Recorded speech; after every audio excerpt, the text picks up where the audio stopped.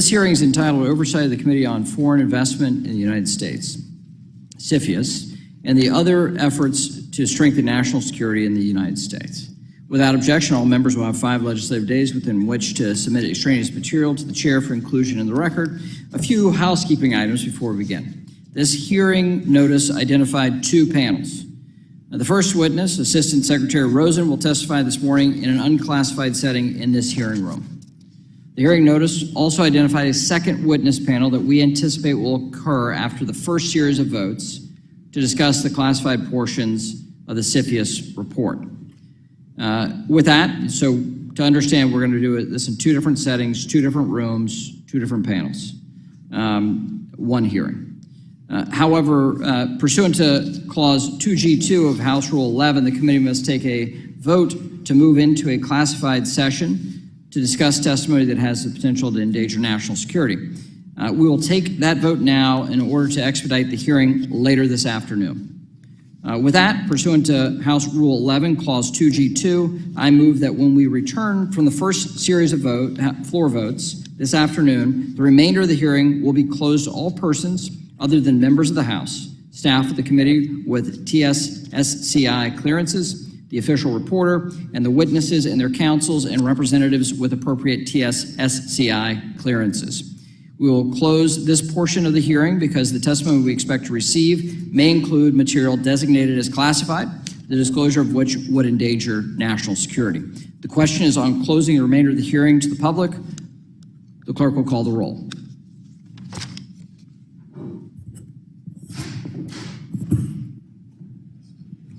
Mr. Hill. Aye. Mr. Hill votes aye. Mr. Lucas.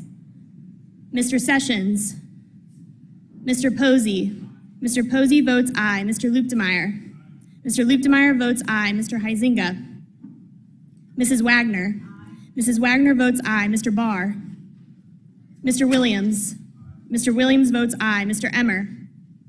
Mr. Loudermilk. Mr. Loudermilk votes aye. Mr. Mooney. Mr. Davidson. Mr. Davidson votes aye. Mr. Rose.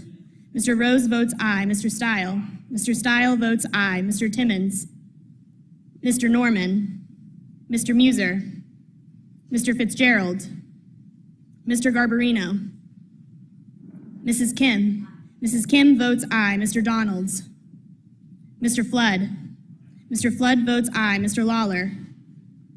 Mr. Nunn. Mr. Nunn votes aye. Ms. De La Cruz. Ms. De La Cruz votes aye. Mrs. Houchin. Mrs. Houchin votes aye. Mr. Ogles.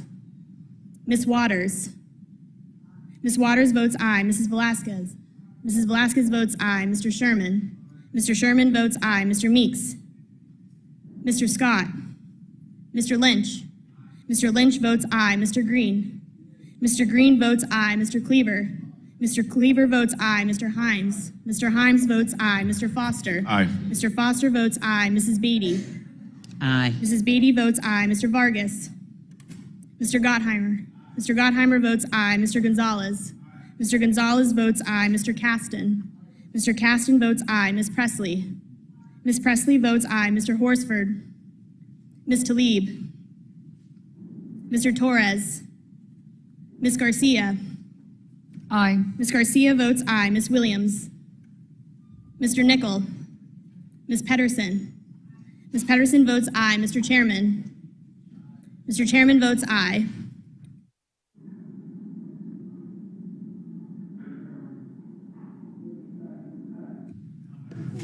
Mr. Sessions, you are not recorded. Please register me as an aye vote. Mr. Sessions is recorded as aye. Mr. Huizinga. Mr. Chairman, I'd like to be recorded as an aye. Mr. Huizinga is recorded as aye. Mr. Barr. Aye. Mr. Barr is recorded as aye. Any other member wishing to record their vote? Aye. Mr. Ogles is recorded as aye. Any other members not recorded that wish to be recorded or wish to change their vote? If not, the clerk will report.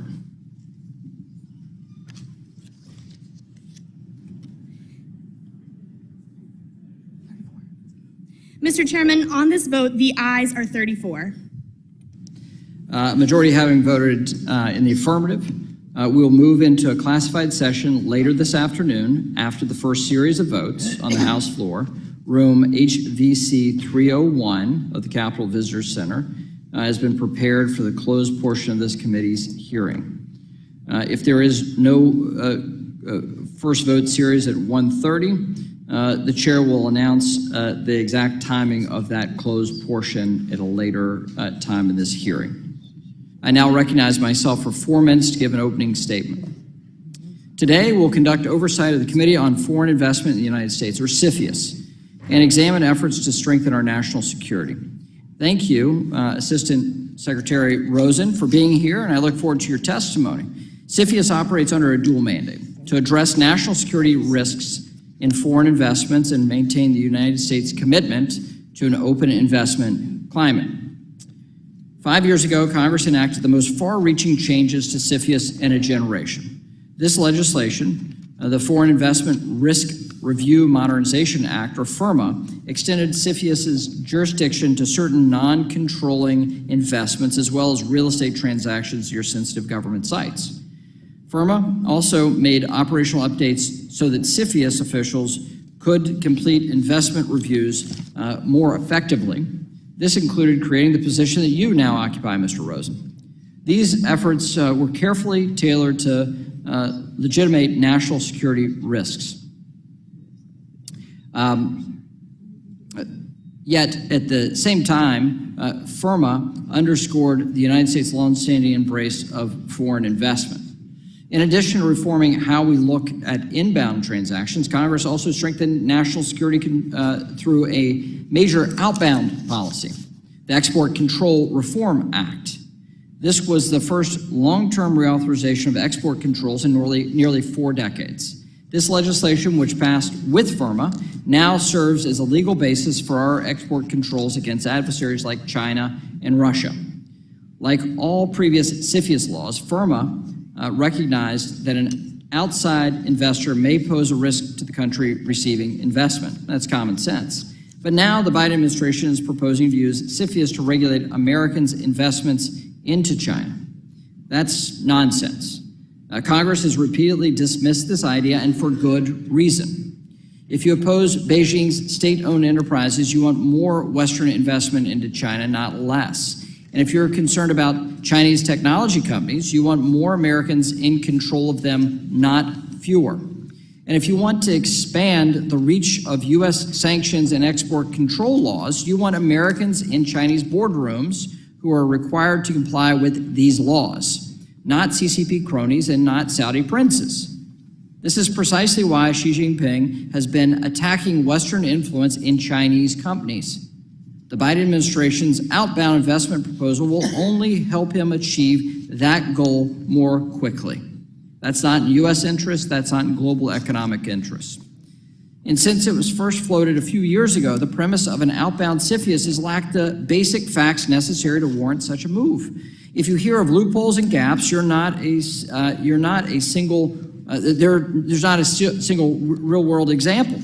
In May, I sent a letter to Secretary Yellen asking for data to justify outbound restrictions. Not one of my questions was answered, and that's because there is no data to begin with. Mr. Rosen, you have an unenviable job. Now that outbound regulations have been announced through executive order, Treasury must seek to avoid a disaster in its implementation. And I think you're the right person to do this and make the best out of a really tough situation. You know as well as I do that we must use time-tested tools to get tough on China, not novel concepts. We need clear rules of the road and action based on data and facts, not political gamesmanship. And as I've said all along, to outcompete China, we cannot become more like the Chinese Communist Party. We must double down on our commitment to free people and free markets. That's the smart, balanced approach that is bipartisan and time-tested. Taking concrete action is the toughest approach to countering the generational threat posed by the CCP. I look forward to hearing from you, Mr. Rosen, today about how we can work together to achieve our shared goals. The chair now recognizes the ranking member of the full committee for 4 minutes. Thank you, Mr. Chairman. Good morning. My Democratic colleagues and I have long worked in a bipartisan way to protect our national security interests by closely monitoring foreign investments. We all agree that the Committee on Foreign Investment in the United States, or CFIUS, is a critical tool towards that end. That's why I'm disappointed that once again, extreme MAGA Republicans are trying to shut down the government. If they are successful, everyone in this country will be at greater security risk. I'm so deeply concerned about the legislation that extremist Republicans here in Congress and in states like Florida and South Dakota are jamming through to protect certain groups of people with no connection to actual security risk from purchasing land. Let me be clear. This approach would do nothing for national security, would waste valuable resources, and in many cases is simply racist. CFIUS and its resources should be focused on actual, legitimate threats to our nation's security, not on borrowing individuals from economic opportunities on the sole basis of their national origin. Next, I want to discuss outbound investments and whether American investments are being used to prop up U.S. adversaries. I've applauded the Biden administration's latest actions on this issue. For years, committee Democrats and I have sounded the alarm on how private equity and venture capital funds are being used to finance military and adversarial tech in the People's Republic of China. The president's executive order is a good first step, but more can be done. For instance, an outbound screening framework could also address U.S. company supply chain resiliency, how workers are treated overseas, and climate risk, all of which deeply affect our economy and security. In addition, the administration could review certain passive forms of investment, such as mutual funds and index investments, so Americans know whether and how their hard-earned savings support adversarial nations. We also need to review the investments that private equity and venture capital firms are making in China-based companies, because they may also pose ongoing threats. I hope my Republican colleagues agree that if we're truly to confront our adversaries, we need to ensure that CFIUS agencies are adequately funded and that trillions of dollars in American capital markets are not working against our interests. Lastly, I want to be clear that as we discuss national security, CFIUS is only one of many areas we should be concerned about.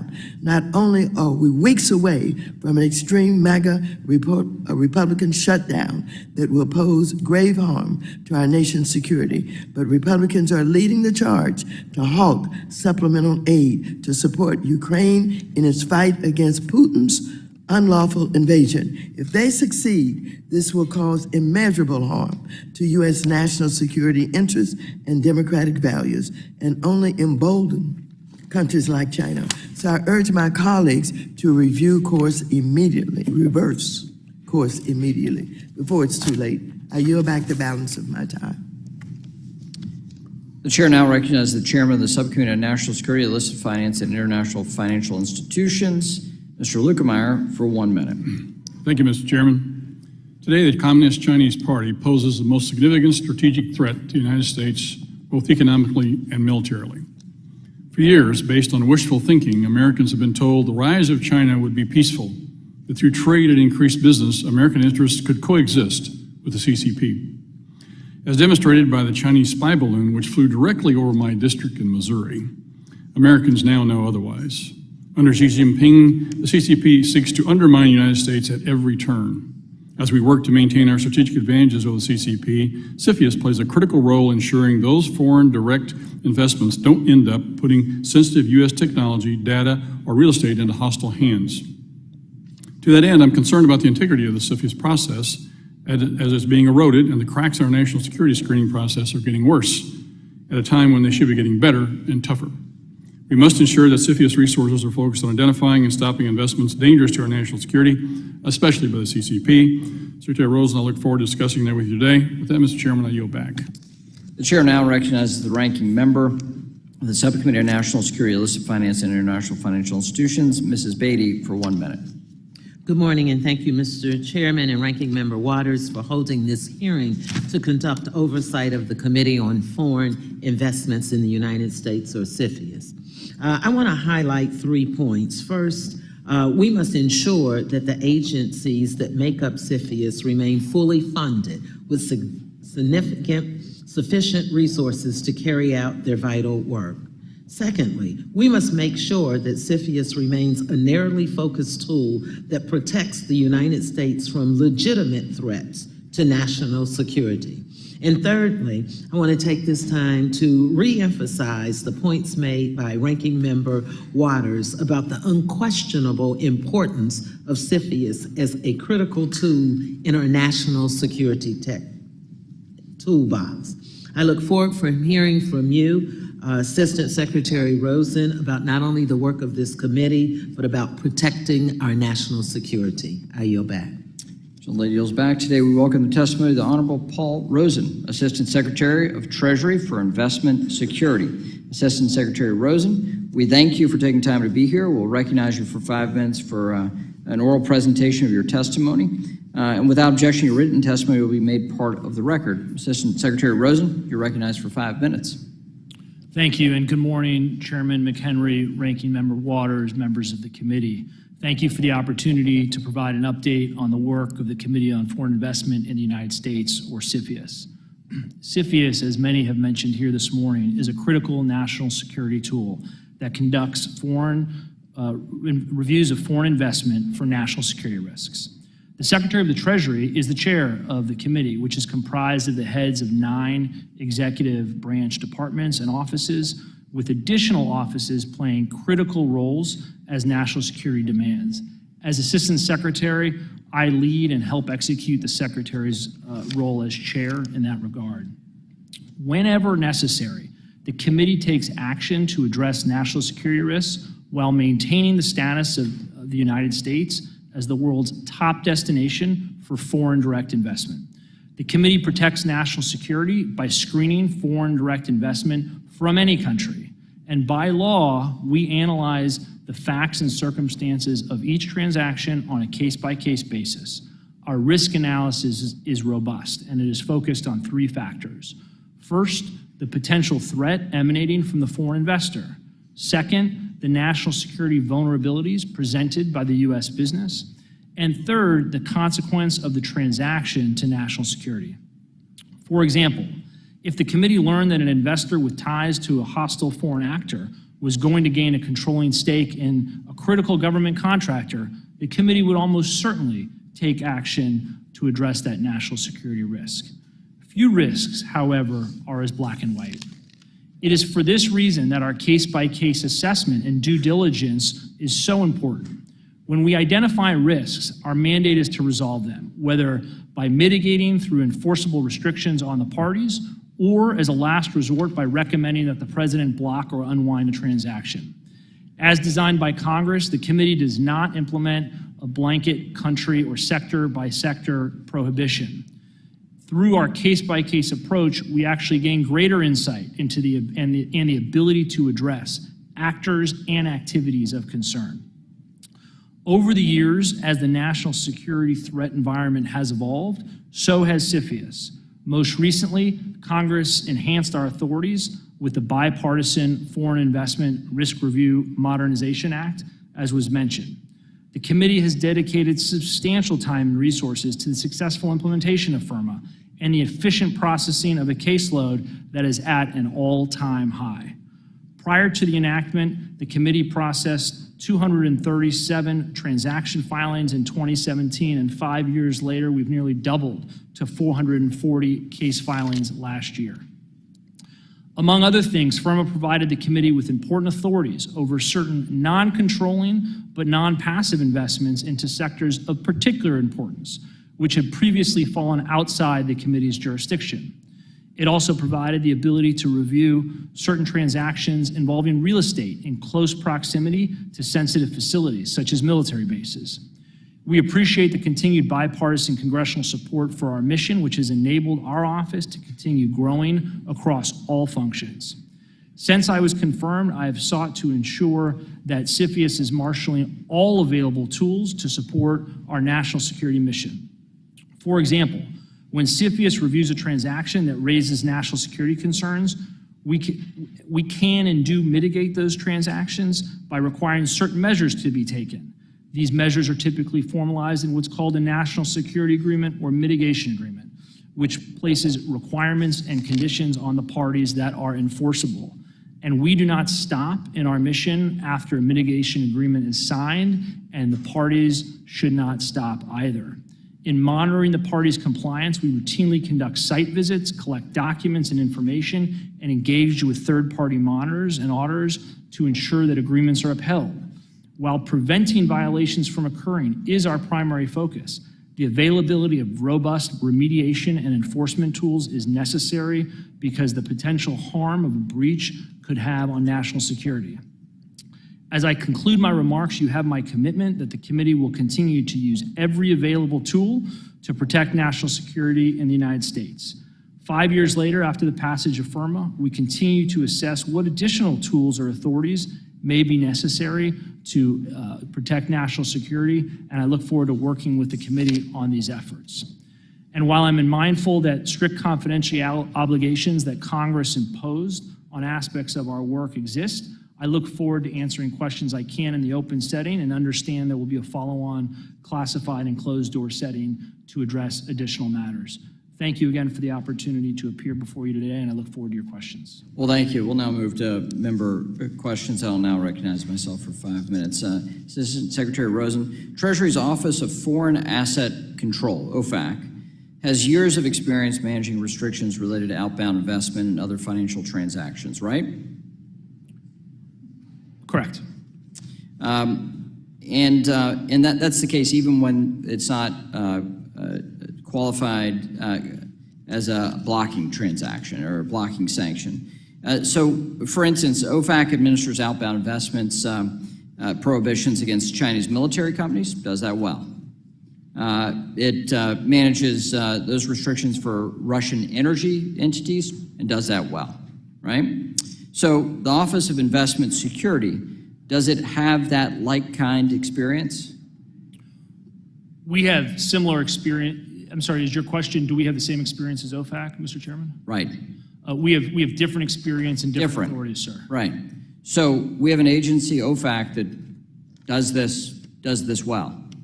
Yet we're trying to build a regime with an entity that doesn't have that like-kind experience. Is that a fair assumption? Well, Mr. Chairman, Isn't that what you're trying to stand up, is a like-kind capacity that OFAC has? It is similar, but also has differences in many regards. One of the similarities, as you know, is standing up this executive order under IEPA, which is obviously the same authority that OFAC operates under, but the way the executive order is written is a bit different. So why not just do it through OFAC? We've done this for generations, so why not use OFAC? Well, we believe that the Office of Investment Security has important lessons learned from the CFIUS, from operating CFIUS, and in addition to, we don't, in terms of the executive order and what it requires, it sets up a notification and prohibition regime, and OFAC, while not under my jurisdiction, as you point out, is more of sort of a blocking and sectoral-based program. All right, so I think thank you for the answer. Mr. Rosen, what are the specific differences between artificial, let's just drill into this, because the specifics of implementation are going to matter. They're going to affect industries more broadly than just what the executive order says. So just let's get into the specifics. We have a big discussion on the Senate side about artificial intelligence. What are the specific differences between an artificial intelligence that helps a drone operator identify a military target on an image and an artificial intelligence that helps a doctor identify cancer on an MRI? Mr. Chairman, it's a good question, and the way the executive order approaches artificial intelligence is that, as you know, it identifies it as one of the categories of concern for U.S. investments. We are in the midst of a rulemaking process. We are working to collect information so that we can strike the right balance, because what we want to get at is the PRC's use of artificial intelligence for military modernization. We Okay. understand it's a dual. But that's done through companies, and OFAC has a regime where we identify companies and people, and we target companies and people. And then we're setting up a regime where we're trying to identify through technology companies and people to target them. It seems redundant to me, sitting on Capitol Hill, having been through the FIRMA reauthorization process that you've done a good job of implementing huge facets of. And so in technical terms, how can you hold these things mutually exclusive when you use artificial intelligence in one company one way and another company in another way? It's difficult, right? And so setting up this new expertise with this new approach as a result of the executive order could be tricky and cumbersome, time-consuming, when we should be using a time-tested tool of OFAC. Mr. Chairman, all important questions that you raise, all questions that we have grappled with through implementation and working on the executive order. One of the important distinctions in this executive order is that what we want to get at is, in addition to the issues that you identified in terms of companies we know about, we want to get at the development of these technologies before they're on an export control list, before they're on a sanctions list. We don't want the PRC and American investments to help fund the development of the next generation of military technology for the PRC. Yeah. That's what we were trying to get at. Right. So rather than using a CFIUS process that is cumbersome already for inbound investment, we have a capacity problem, right? And that's not specific to budgets. It's not specific to this administration. We have a capacity problem given the amount of investment. Why not use, and this is what I'll just raise, why not use the time-tested tool of OFAC and enhance that? Enhance that with budget, capacity, and everything else. That's been our approach. That's what our approach was as a matter of export controls and our reauthorization of FIRMA, and I think that's what we should return to. That's my clear message I'm sending to you. And now with that, I'll go to the ranking member for her time for questioning. Thank you very much, Mr. Rosen. I think that we all have so many questions and so many concerns on this issue. And there are many that I could talk about, but I thought I would bring up one that I and Chairman Brown of the Senate Banking Committee sent Secretary Yellen regarding the announced merger of the PGA Tour, DP World Tour, and Levitt Golf. The transaction largely benefits Saudi Arabia's sovereign wealth fund and thus its government. And as you and Secretary Yellen know, Saudi Arabia has a repressive government known for chilling dissent, jailing dissidents, and enacting draconian punishments. Under Section 721 of the Defense Production Act, CFIUS has jurisdiction over transactions that result in foreign government control, transactions involving companies that maintain or collect sensitive personal data of U.S. citizens, and certain real estate transactions, among others. So I'm asking now whether CFIUS assess the nature of this merger to determine whether it has jurisdiction over the transaction, and if so, did you resolve any national security risk related to the transaction? And what did Mohammed bin Salman have to do with this merger? Ranking Member Waters, thank you for raising this issue. I know this is an important issue for you and many others.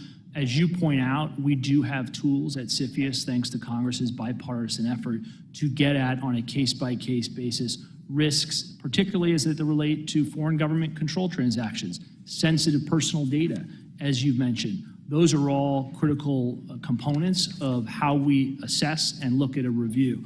Of course, CFIUS and FIRMA impose strict confidentiality, and so while I can't get into any specific transaction in this open setting, I want to reiterate our commitment to make sure that this committee knows that we look at issues that pose risks on a case-by-case basis, particularly as it relates to data and some of the issues that you raised, and would reserve the balance of the discussion for the closed-door setting. Thank you. Let me just ask, did the brutal murder of Khashoggi by Mohammed bin Salman, his direction, was that taken into consideration at all? He was an American citizen. Again, I can't address any particular case in this context. As I laid out in my opening, we do engage in a very robust analysis that looks at the threat posed by the foreign acquirer and the vulnerability to the U.S. business to assess a national security risk. Does the Saudi government benefit from this merger? That's one of the issues that certainly must be considered by us when we allow for these kinds of investments. Does the Saudi government benefit from the merger? Again, Madam Chairman, as a matter of statute, I'm unable to address any particular case, but would welcome a further discussion as permitted in a closed-door setting. Well, let me just say, I really do appreciate the work that you and the President have done on this issue of foreign investments. But I want you to know we've got to be tougher. We've got to be a lot tougher. There's information that I cannot disclose in this meeting where I believe that our adversaries are continuing to have investments and purchases that I think are not in the best interest of this country. And so even though I consider what you've done very good, we've got to be tougher and we've got to be more focused because I think that our country, our democracy, et cetera, is at stake unless we really, really bear down on the investments from adversaries and others. So I thank you for being here today. But my message is get tougher. I yield back. The ranking member yields back. We'll now go to the gentleman from Texas, Mr. Sessions, for 5 minutes. Mr. Chairman, thank you very much. Ms. Rosen, welcome to the committee. We're delighted that you're here. Mr. Rosen, does CFIUS have jurisdiction and review over what I might call real estate purchases that take place in agricultural lands?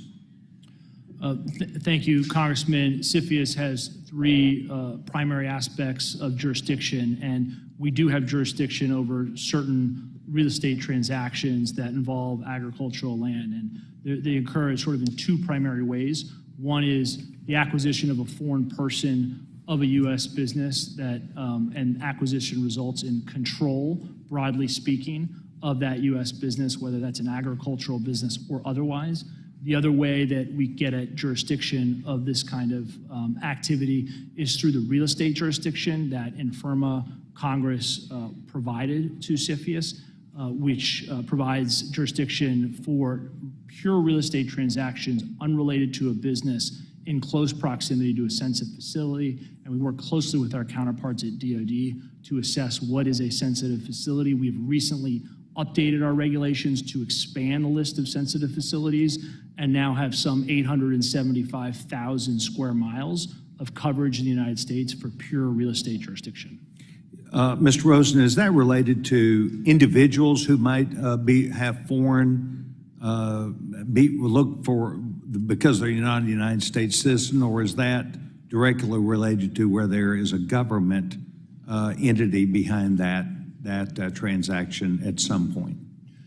So on the control side that I mentioned, we look very closely at who the foreign acquirer is, who is doing the buying, what are their connections, what do we know about them from a threat perspective, working with the DNI and others. And so in that context, we look very closely on a case-by-case basis to determine what are they getting and what are they going to have access to, who are their commercial relationships with, what do we know about them, who sits on their board and the like. So we very much look at the identity of the purchaser in that context. In the real estate context, we're looking at that, but what we're also looking very closely at is the proximity question. And we work very closely with our partners to assess, is this a proximity concern? What is the threat based on that analysis that I talked about, sir? And certainly in that, the control of the money.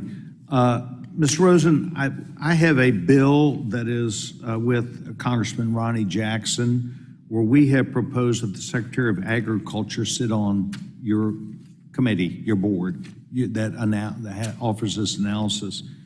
How do you receive your information for the Agriculture Secretary?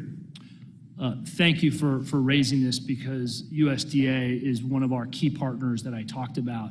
While not a member, we have a process in place to ensure that we work closely with them, and it's important to unpack that a bit. We share visibility to USDA with all of the filings that we get. So we can ensure from USDA's perspective where there's a food security, where there's an agricultural related issue, where they need to play a part and an active role. And when they do, looking at all the filings, when they do say, look, this filing has ag implications, we bring them in just as if they were a full member of the committee, where they would be responsible for the risk-based analysis, as well as providing certifications at the secretary and deputy secretary level. So, Thank you. According to the United States Department of Agriculture, 37.6 million acres today of U.S. agricultural land is owned by foreign investors. That's nearly 3% of all privately held land in the United States. Have you offered yourself a good review of that, and you believe that your purview takes that into account? And have you issued a report, or how would you issue a report on those 37.6 million acres that the Agriculture Department speaks of? we'd be happy to work with USDA and look at that question. We do through the... See, this is my point, Mr. Rosen. If the Secretary of Agriculture were a regular part of your interaction and they had a person who looked at that, you would be able to tell me, Congressman Sessions, we've looked at that 37.6 million acres because we've been working with and they're a part of our team. Now you're telling me you'll be glad to look at it. And this is I think the concern that many of us on our side, meaning members of Congress, have about the sensitivity we have about this as opposed to looking forward. I hope that you will take my comments as I intended them and that you would respond back to me, and I'll accept your fair answer. Mr. Chairman, thank you very much. I yield back my time. And if the witness will respond in writing to the gentleman's request. The gentleman from California, Mr. Sherman, is now recognized for 5 minutes. Some have argued, and I fear the chairman was making this argument, that somehow if we invest in China and Americans are on their boards, that we will have political influence in Beijing. As former chair of the Asia Subcommittee, I'm here to say that's simply not the case. The Chinese Communist Party is not going to listen to business lobbyists. The Chinese Communist Party does not need PAC contributions in order to run in the next election.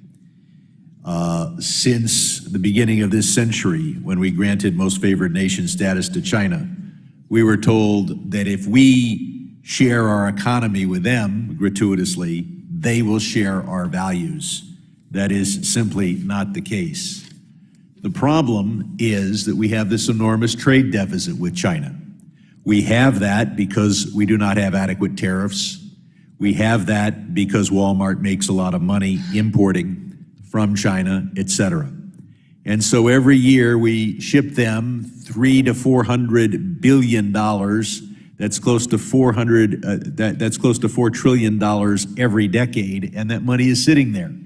It's going to do something, and almost everything it can do is bad.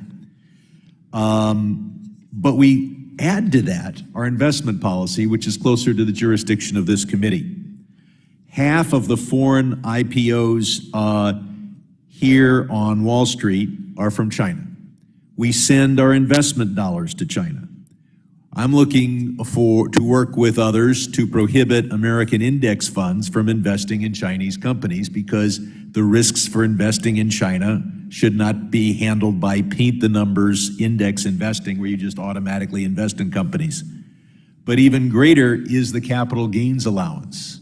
We provide an incentive for investors. We tax investors lower than we tax secretaries and nurses. And we do it because we want to encourage investors to build economies and create jobs by making investments in economies. And we provide that incentive to those who build the Chinese economy and provide jobs in China. So we have this undefendable, incentive for investing in China. Now, once the Chinese have this money, almost everything they can do with it, it said, well, we don't want them to buy American farmland.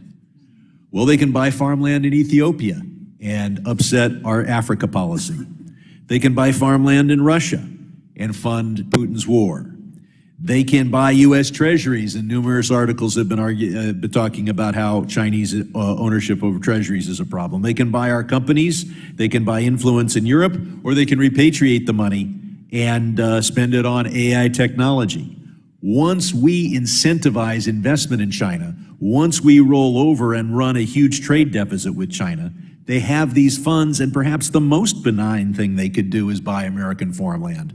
When they buy American farmland from an American, that American puts the money in a U.S. bank where it's available to build the American economy, puts the money in the U.S. stock market where it's available to build the U.S. economy.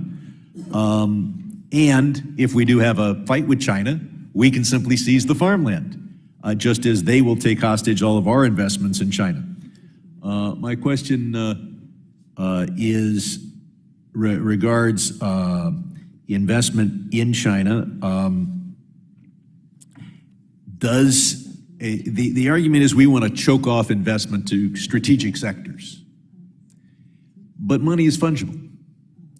So how much do we accomplish by saying to an American, don't invest in an AI company in China, invest in a furniture factory in China? And then the Chinese investor who would otherwise get the best return for investing in the furniture company invests in AI. Can we, if we fund the non-strategic part of investment in China, won't they have all the capital they need to invest in the strategic part? Thank you, Congressman, for the question and your interest on this important issue with regard to outbound investment to China.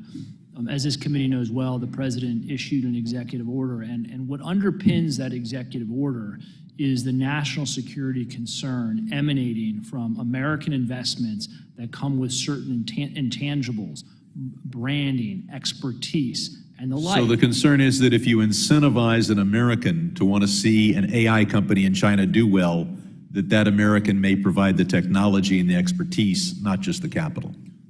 That is one of the bases upon which we are concerned. Gentleman's time has expired. Now I'll go to the Vice Chair of the Committee, Mr. Hill of Arkansas, for 5 minutes.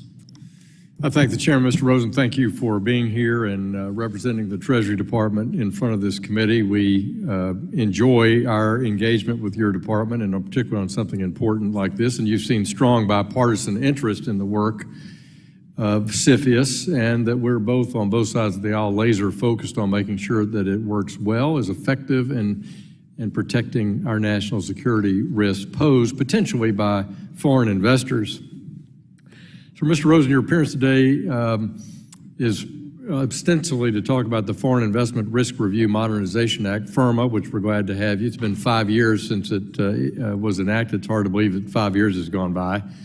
But also, the Biden administration issued an EO last year, 14083, ensuring robust consideration of evolving national security risks by CFIUS. Notably, the executive order doesn't change the committee's existing legal jurisdiction or the regulatory process, but it provides guidance on the national security risk factors that CFIUS should consider. Is that your understanding of that executive order? Yes, Congressman, the guidance coming out of that order sharpens CFIUS' focus. It's also important from a public messaging standpoint so the community understands the things that we are quite concerned about. Good. And the risk factors include supply chain security and resiliency for 8 specific industries, including artificial intelligence and quantum computing. But it also goes on to include clean energy and climate adaptation technologies. Is that right? I believe there's a mention of that in the executive order, Congressman. So Russia's invasion of Ukraine, I think, shows the whole world just how dangerous it could be for countries to make their energy, essential energy, dependent on a single country or a single source. And the failure to take an all-of-the-above approach to a diverse energy production portfolio or diverse geography threatens countries. And we've seen that in Europe in spades with the dependency on Russian gas, for example. But I feel the same way about our own energy security here in the United States. We passed H.R. 1 with an idea that we want to have an all-of-the-above energy strategy for decades ahead as we move to a less carbon-dependent world. So how does Treasury and the CFIUS thinking about national security risk factors as it relates to clean energy and adaptation technology? What does that have to do with national security from a CFIUS point of view?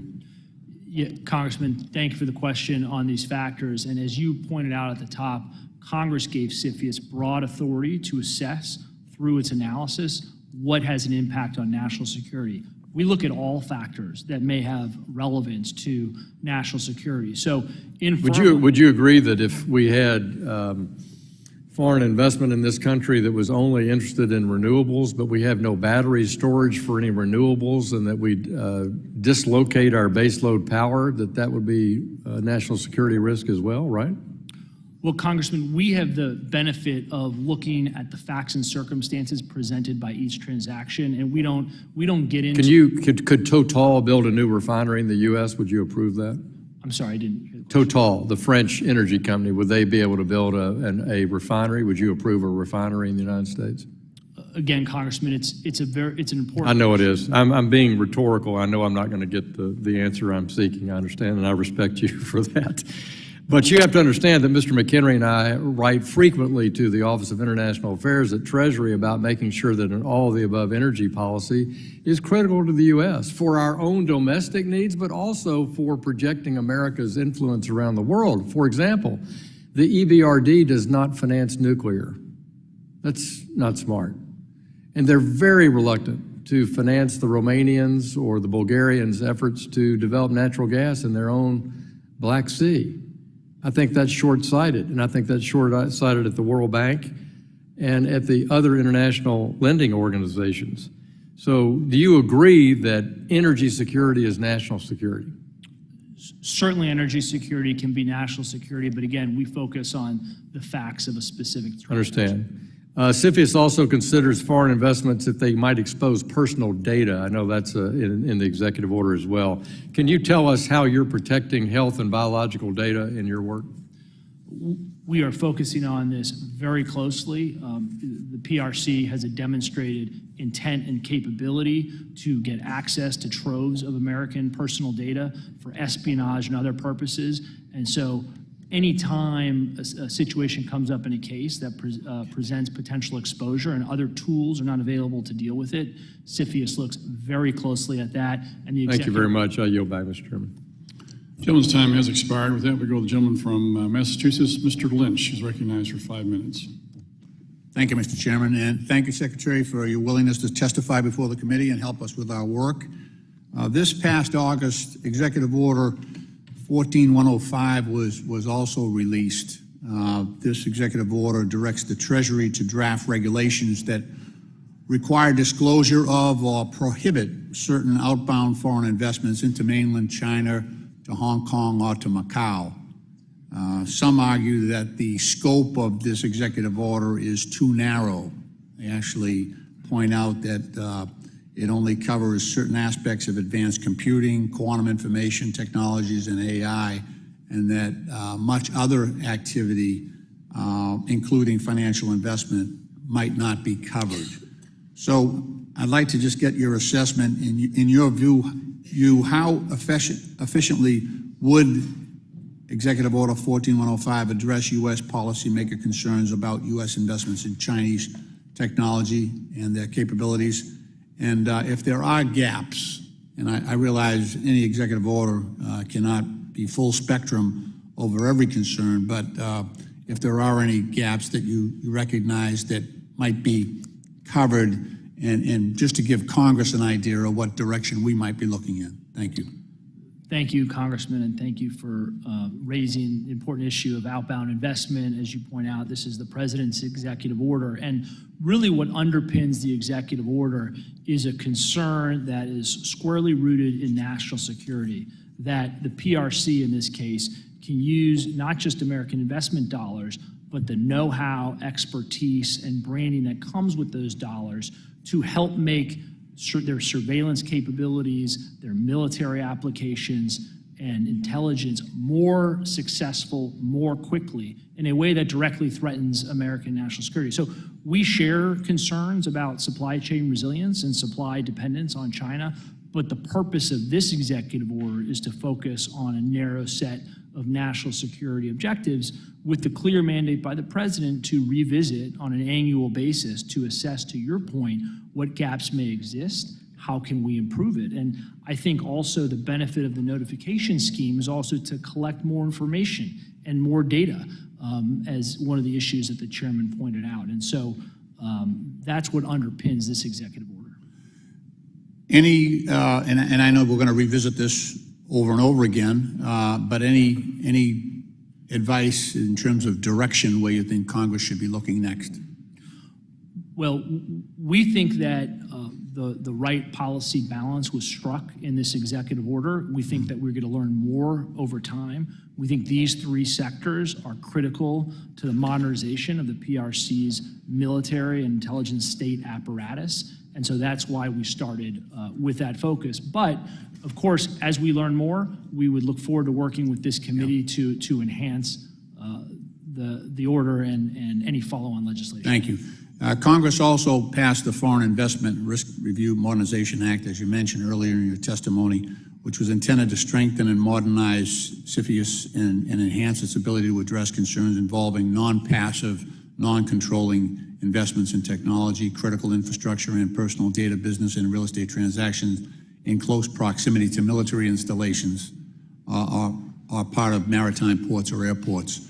What is Treasury's approach to protecting U.S. critical technologies in ways that promote U.S. competitiveness? You've got this balance here, but how do we balance those needs for security, but also we're trying to promote U.S. competitiveness in those areas when we have these outstanding concerns about China's investment in U.S. and U.S. industrial policies related to tactics that acquire sensitive U.S. capabilities?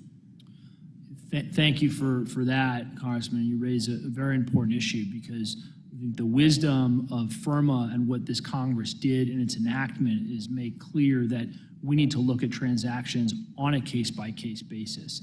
And we need to act as a scalpel as opposed to a sledgehammer to make sure that we are doing what we can to attract all sorts of investment and addressing the particular and acute national security risks that arise, and then either mitigating those risks or if they're unmitigable, referring to the president for a block. And so I think the way Congress set up FIRMA gives us the ability to be tactical in that regard.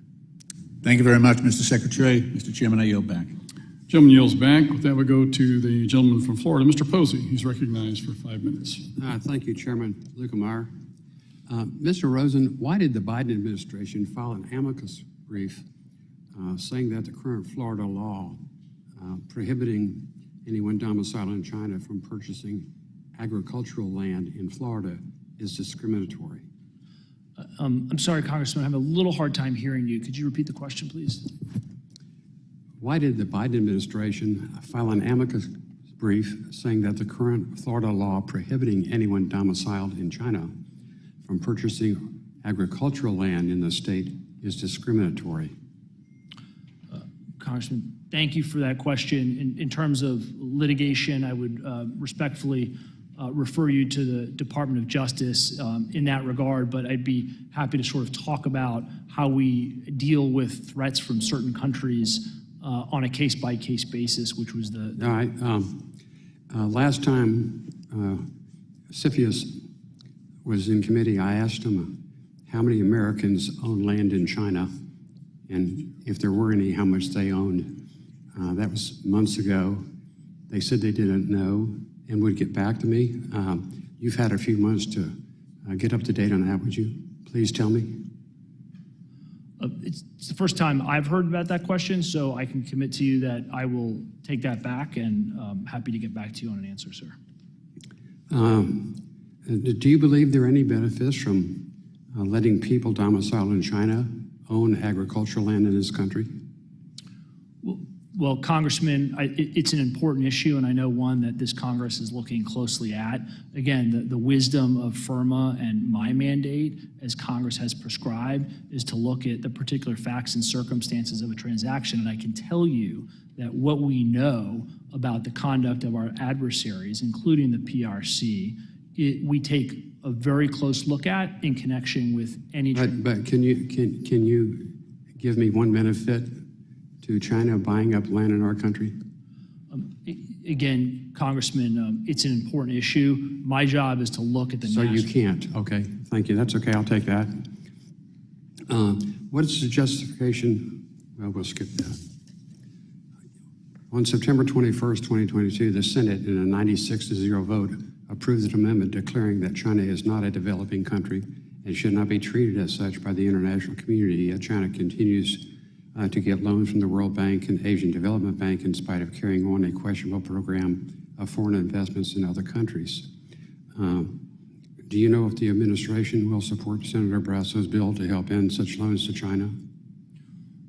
Congressman, when we look at a threat, as the analysis requires, we look very closely at the intent and capability of our adversaries. In the case of the PRC, what we see is very concerning, but we look at that on a case-by-case basis. So when we look... Okay. Will the administration work with Congress so that members can get summary reports of foreign ownership by country for sectors of the economy based on the survey completed on June 30th without violating any confidentiality? I'm sorry, you cut out, sir. I didn't hear the full question. Okay, will the administration work with Congress so that members can get summary reports of foreign ownership by country for sectors of the economy based on the survey completed on June 30th? We happy to work with this committee on questions or follow-up that you have. We put together an annual report that answers questions that Congress has asked. If there's more data or information that we can be helpful with, we'd be happy to follow up with you on that. Okay. Thank you, Mr. Chairman. I yield back. Gentleman yields back. With that, we go to the gentleman from Texas. Mr. Green is recognized for 5 minutes. Thank you, Mr. Chairman. Thank the ranking member as well. And of course, I thank the witness for appearing today. Is it fair, sir, to conclude from your testimony that you believe CFIUS has sufficient authority to address national security concerns posed by foreign persons and foreign entities investing in the United States? I think you've spoken well. I think you've been very clear. Is it fair to conclude that you believe that you have sufficient authority? Thank you, Congressman, and thank you for the question and your attention to these important matters. I do think, thanks to the good work of this committee and Congress, we have a robust set of authorities that I outlined earlier: control jurisdiction, but also what was expanded upon in FIRMA, non-controlling, non-passive investments, and certain real estate jurisdiction. Those are important authorities. We are always looking at our docket. We are looking at what is happening, and we are always assessing and reassessing where we may be able to improve. But I think the committee has a strong set of authorities to be able to protect national security. Thank you. I mention this because I, in my state, had the legislature to propose restrictions that would be directed toward specific persons. And it created quite a stir, because while the people who pass these laws don't have to interact with the people who can suffer from some of the consequences that may not be intended. Persons of Chinese ancestry, for example, when you start using specificities of this type, there are people in this country who suffer. They suffer in terms of how people approach them generally, but they also suffer in the sense of consternation as to what they will do with land that they currently hold, or will they be able to purchase additional property?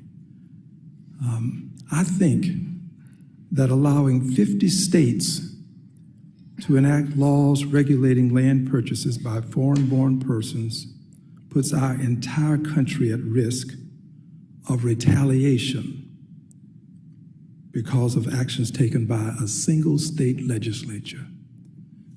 We've had one legislature to conclude that no one who is a non-citizen will be able to purchase property, real estate. 50 legislatures acting independently on issues that can have foreign policy implications, in my opinion, is a very dangerous thing for us to allow. We cannot allow persons whose motives may be less than honorable to pass laws that can impact the entirety of our country in just one state. This is why I and the Honorable Judy Chu introduced H.R. 3697, a preemption bill that will prevent states from acting what appears to be in an arbitrary and capricious fashion. I believe, I will not speak for her, but I am honored that she would support the legislation. I believe that we have a duty and an obligation to allow CFIUS at the executive level to deal with these issues because you have a broader view. You have a better understanding of the geopolitical implications of allowing one state to make a decision that can impact the entirety of the people in the United States of America. So I'm grateful that you believe you have the authority, and I'm grateful that you are flexing your muscles, and I would concur with the ranking member. If you can flex even more, I think we'll have a better result. I yield back the balance of my time. Gentleman yields back. With that, I recognize myself for 5 minutes. Thank you, Mr. Rose, for being here today. I'd like to start out my discussion this morning with you by letting you know I sit on the China Select Committee as well. And we had an interesting discussion the other day with two dissidents who were at the Tiananmen Square protest years ago. One wound up in jail for 7 years, another one for 16 years. And we asked those gentlemen the question, what can we do, the United States, do for the Chinese people? Because our argument is not with the Chinese people, it's with the Chinese government / Communist Party. And 5 words is what we got back. Quit helping the Chinese government. You could have heard a pin drop. That's what our mission should be. Stop helping the Chinese government. I made that comment to, I think it was the Department, or the Deputy Secretary of Commerce the other day in our hearing like that. She had no idea what I was talking about because they don't understand, and Mr. Sherman made very, very articulate about this, and Ranking Member Waters also made comments to the fact that we've got to stop investing in and helping China. To that end, let me begin my discussion this morning, Mr. Rosen, with the comment that was made in August 23. The Wall Street Journal published a troubling article exposing the internal divisions and flaws in the CFIUS review process that ultimately gave the Chinese Communist Party access to sensitive technology that Defense Secretary Austin warned could fuel cutting-edge weapon systems. And with that, I ask unanimous consent to submit a copy of that article to the record and without objection.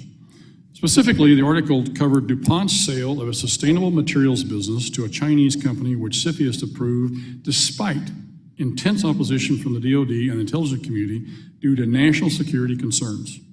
So my question, Mr. Rosen, is why were DOD's and the intelligence agencies' warnings essentially ignored? Are the Treasury and Commerce departments better equipped to assess national security risks than DOD? Congressman, thank you for that question and raising the issue of compliance as a general matter with our national security agreements. When I came into this job, I made monitoring and compliance one of my top priorities, monitoring national security agreements. And that's because that the agreements that we set in place are only as good as those that can be complied with. And so that's why, for the first time ever, within about 100 days, we issued our first ever penalty and enforcement guidelines to make clear to the public, but also to establish. Was the penalty on this particular entity? Is Because that's my next question. yeah, as I've talked about earlier, I can't get into any particular matter by statute in this open setting. This is already in the Wall Street Journal article here. I mean, this is common knowledge at this point. And I understand that you reached an agreement with the Chinese purchaser to set up a separate entity in which the information would be held, and everybody thought this would all work. And in less than a month, the Chinese had the information. It had slipped through the cracks and off they went. And so the question then is, did anybody at CFIUS get fired over this? Because where's the accountability? Where is the ability for the CFIUS to hold people accountable for these sorts of things? You made a deal and you just said this. Is somebody going to be held accountable for this deal here?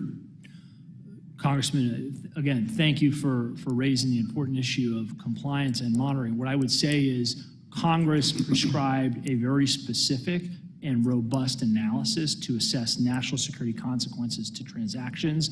Congress also made 9 members a part of CFIUS, and so we engage in a very robust risk analysis in every single case, putting aside any particular transaction. Well, along that line, Mr. Rosen, I would hope that you'd learn your lesson from this situation. Number one, don't trust anything the Chinese government is involved in or may be even touching. But you mentioned a while ago in your testimony that there's 3 separate threats that you look at, and one of them is the potential threat emanating from the foreign investor. Well, the Chinese government has a plan, a 100-year plan now to take over the world, and it includes taking over the United States. That is an imminent threat, I would think, especially look at all of the actions that they've taken over the last 25, 30 years. And what they're doing right now is even more concerning. And yet we don't look at that as an imminent threat and say, no. To me, if I was in your shoes, if it had the word China in any sort of proposal, it'd be an automatic no. Absolutely positively do we not want to help China in any way whatsoever. Imagine, for an instance, if instead of the word China you were talking about, it was Nazi Germany. Would you be approving it then?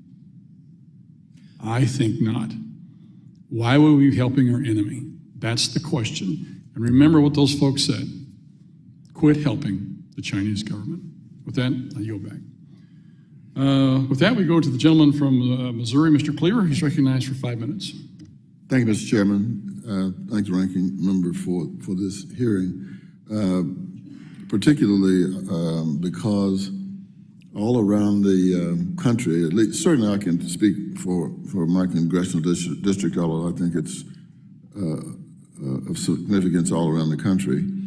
And it has been, I think, crystal clear for some time now that foreign actors are using social media to sow discord and even present divisive information, trying to get us fighting with one another. And it's reaching us a large swath of America. And my concern is that there are many people in our country, me included, that would consider this to be a significant threat to our national security. And so I'm wondering, would foreign investment in U.S. telecommunications, such as Twitter or Facebook or X or YZ, whatever they call it, this new alphabet deal, would that trigger a CFIUS review? Congressman, thank you for the question and this important topic and raising it. As I mentioned earlier, there are sort of various aspects that we can get jurisdiction. One is, irrespective of the U.S. business that's being invested in, if there's a controlling investment by a foreign person, that would give CFIUS, into a U.S. business, that would give CFIUS jurisdiction. The second way, as it relates to your hypothetical, is in the authorities that Congress granted us in FIRMA in 2018, expanding our jurisdiction to encompass certain non-controlling investments into critical infrastructure, critical technology, or companies that would have certain amounts of sensitive personal data. And so Again, it would depend on the facts and circumstances of the transaction, but Congress was very clear in expanding our jurisdiction to direct us to look at those kinds of investments that would give us jurisdiction. I'm not sure a lot of research has been done, but I did stumble across something from Oxford University, which reported through research that there are over 70 countries in the world right now that are engaged in manipulating social media. And you know, almost any meeting I go to, there are going to be there are parents there talking about social media in another realm. But it is becoming at least clear to me, and I think everyone, probably even you, that this is something that deserves our strong attention. And so I'm wondering if international companies have made and are continuing to make significant investments in the U.S. healthcare sector. And I don't think we need to become an isolate in the world. But I mean, they create jobs, and research leads to significant discoveries that can prolong life in the country and so forth. I'm not against that, but I am concerned about the social, the security issues. What happens with these acquisitions of U.S. healthcare companies? Does that fall under the scope of being a potential national security concern? Well, Congressman, first of all, the issue around healthcare companies can raise a whole host of issues. One that comes to mind is sensitive personal data and access to Americans' sensitive personal data. We know certain adversaries are trying to exploit that data for their own purposes against the interests of the United States. And so it would depend on the facts and circumstances of the particular transaction, but certainly investments into healthcare companies when we have jurisdiction would be something that we would look at to assess whether a national security risk. But can you look at it without, I mean, when they're, you're back. Gentleman's time has expired. With that, we go to the gentleman from Michigan. Mr. Huizinga is recognized for 5 minutes. Thank you, Mr. Chairman, and I want to appreciate Mr. Rosen for being here today. In 2013, China's largest automaker at that time was given U.S. government approval to buy a company, Michigan-based company called A123. That was a battery company back then. And are you familiar at all with that case or that name? Not sitting here today, Congressman, no. No? Okay. I would encourage you to take a look at that. In fact, I was pulled into a classified briefing on that and a CFIUS review of that. Well, earlier this year in a hearing before the House Committee on Foreign Affairs, which I also serve on, I had the opportunity to revisit that A123 deal with Undersecretary of Commerce Alan Estevez. In response to my questions, the Secretary noted that the A123 approval was, and I'm going to quote him, quote, probably not the best decision that CFIUS made, close quote. I would agree, and at the time I was very critical of the deal, especially after the classified briefing that I and a few others had received. And I think the conclusion then and now is that American taxpayers should not be funding technology that will in turn be used in competition against American enterprises. And now you fast forward a decade, and here we are, and it seems that we're still struggling with many of the issues that the A123 deal brought to light. And in August of this year, another battery maker, Goshen, whose parent company is backed by the CCP, acquired 270 acres in Green Charter Township in the middle of the Lower Peninsula in my home state of Michigan. And at the time, unofficial reports stated that Treasury concluded that the Goshen deal to purchase the land was not a covered transaction, which they define as a, quote, a purposed or pending transaction with any foreign person, which could result in the control of a U.S. business by a foreign person. Secretary Rosen, are you familiar at all with the Goshen deal that is happening in Michigan? Congressman, I'm happy to sort of get into what I can in the setting, reserve the balance for a closed door setting. So, but you're familiar with it?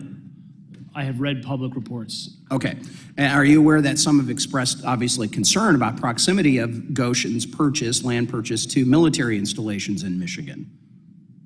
I'm generally aware of the public reporting on the matter. All right. Does CFIUS have the ability to review foreign purchases of land that pose a surveillance risk to U.S. government sites? As a general matter, Congress gave CFIUS real estate jurisdiction for transactions in close proximity to sensitive facilities, and that's as identified by the Department of Defense and other committee members. So that's yes. Okay, so do you believe CFIUS should have formally reviewed the Goshen deal? Well, Congressman, what I want to do in this setting, and again, I will reserve for a future setting, is to talk about any particular transactions, but it's important to okay, well, let's be more general. Should CFIUS be able to review deals like this that have been described? Congressman, what I would say on this important issue, and I know it's important to you and it's important to me as well, what I would say is CFIUS has certain jurisdiction in close proximity. There's also certain areas that Congress was very deliberate not to provide CFIUS with jurisdiction over. For example, greenfield investments, licensing arrangements, and the like. And so what I'm trying to do is execute Congress's mandate from a jurisdictional aspect. I share your concerns deeply about PRC access and control to our critical technologies, and it's something that we're very focused on, and I'd be happy to follow. So very briefly, do you believe that is sufficiently tight enough, that you have enough authority, that the parameters are tight enough that you can review deals like this Goshen deal?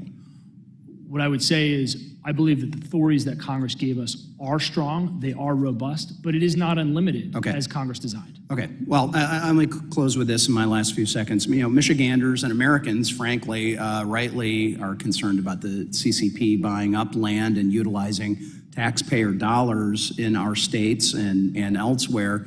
And, excuse me, and if CFIUS cannot learn from past mistakes or fully understand the adversarial nature of the CCP, I believe CFIUS needs to be modernized even further, and we need to review that and meet our current national security risks and the challenges that we face today. And so, as you noted, we are going to be going into a executive classified session later on today, and I will have some follow-up questions on this specific topic that I will hold for now. So with that, Mr. Chairman, I appreciate the opportunity. I yield back. Gentleman yields back. That we recognize the gentleman from Illinois, Mr. Foster, for 5 minutes. Thank you. And, you know, as you look at the balance you have to do, I think it's important that we recognize the tremendous benefit that the U.S. consumer realizes from the integration of our economies with not only China but less developed countries throughout the world. You know, anyone who says we should make everything in the United States, I invite them to come up with a business plan to make a microwave oven that will retail for $42 and that is manufactured in the U.S. with high-paid labor. Okay, we just have to be realistic about these. On the other hand, putting pressure on the system towards friendshoring of these industries, I think, is the right direction. You're an important part of that. Now, you have to evaluate these purchases or investments, both for their the nature of the foreign government involved and also for the national security relevance of these. And this is really tough when you get into dual-use technologies. You know, for example, things like drones, which can be used to deliver groceries or deliver hand grenades. Wow. Is that? And so now, and it gets even tougher when you talk about technologies you mentioned, like quantum computing. Now, how do you actually get the expertise you need to understand whether a given quantum computing investment is, you know, just sort of an abstract theoretical thing versus something that actually might be of near-term use?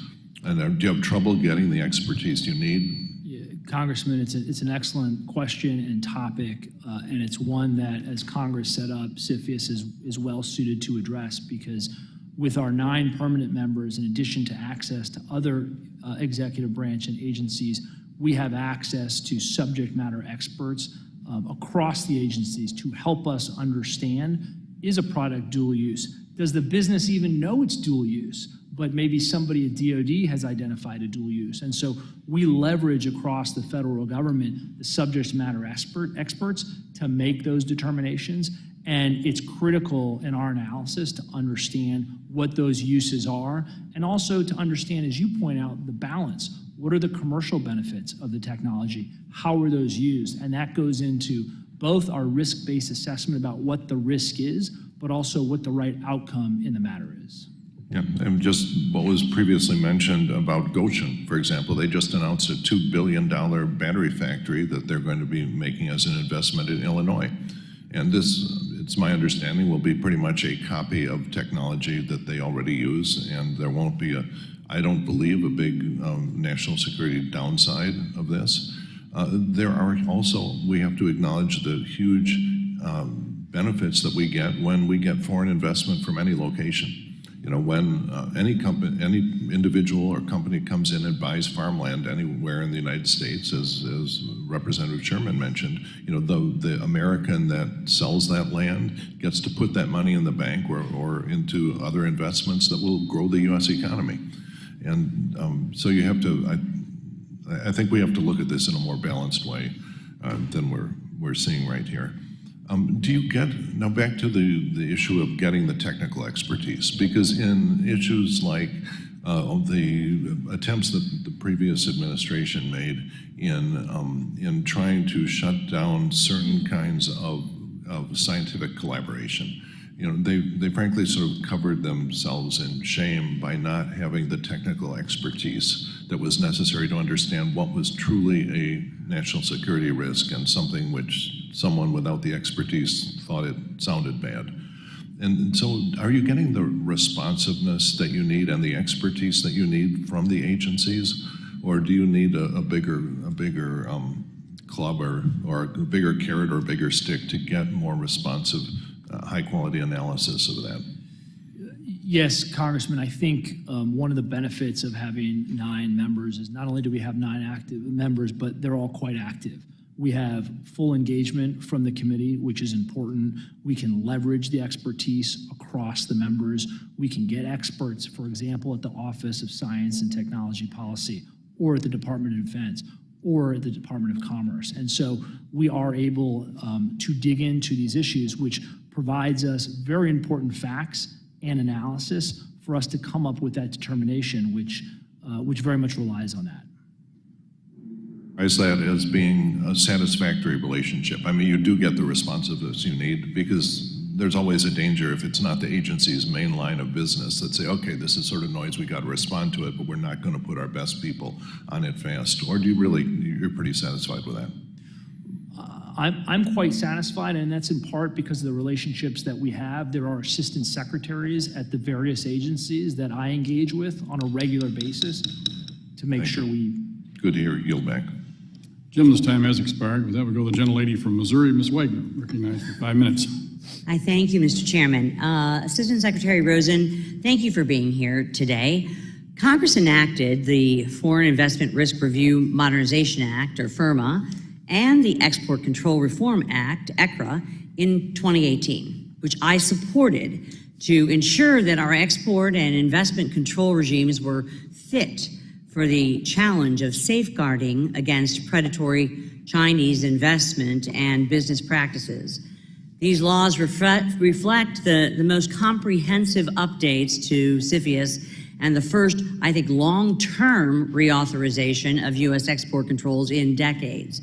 Congress crafted these reforms to improve CFIUS's ability to, I'd say, connect the dots when investigating and mitigating the serious national security risks posed by countries like China. Mr. Rosen, how would you describe China's strategy when it comes to its investments in the United States, and how have the 2018 reforms helped CFIUS better approach transactions involving China and other strategic competitors? Congressman, thank you for that question very much.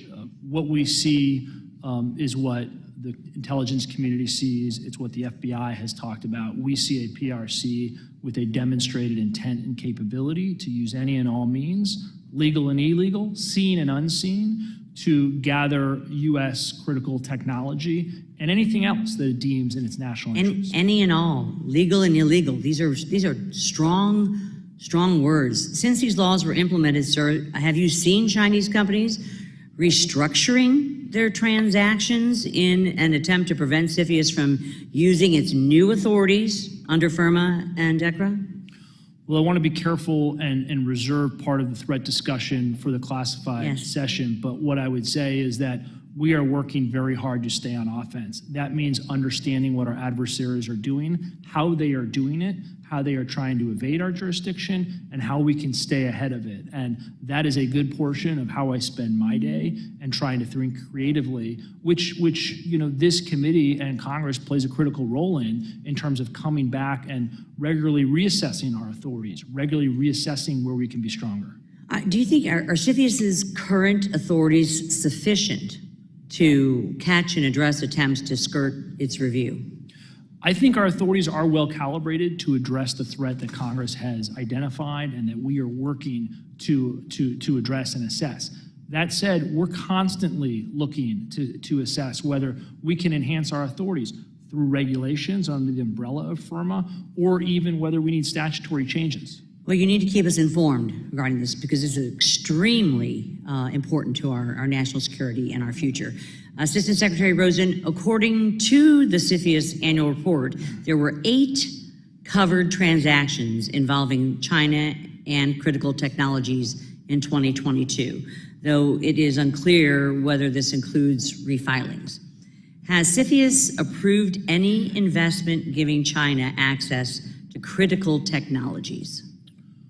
Well, what I would say, Congressman, is that CFIUS will never approve a transaction unless it resolves any and all national security risks that it identifies. Critical technology and the PRC being very high on our list. Good. Again, Assistant Secretary Rosen, when assessing national security risks, CFIUS seeks to know who the ultimate owner or parent company might be. Does it prove more challenging to determine these facts when a Chinese investor is involved? It can be. Ultimate beneficial ownership, a very important topic, as you point out, is critical to our work. We have ways to get at that information. We have access to databases, public and private. We also have a system set up that the parties are very incentivized to provide us any and all of the information that we need, and we have the ability to test that as well. Is it as challenging when a Russian investor is involved, sir? Well, anytime you have a foreign investor with a demonstrated intent and capability to get at access of critical technology in any and all ways, we want to be very careful, we want to be very circumspect, and we are. Lastly, if a foreign investor connected to adversaries like Russia, China, or Iran seeks control of the U.S. business in the agriculture sector, do your current authorities allow you to review these deals for national security risks? The short answer is yes. When a foreign person seeks to get control of a U.S. business, that triggers CFIUS jurisdiction. Thank you. I yield back. Gentlelady yields back. With that, we go to the gentlelady from Ohio. Ms. Beatty is recognized for 5 minutes. Thank you, Mr. Chairman, and to our ranking member, and thank you, Mr. Rosen. We've kind of taken you all over the issues here on this issue, so I want to try to get in 2 questions, one on the outreach to the business community.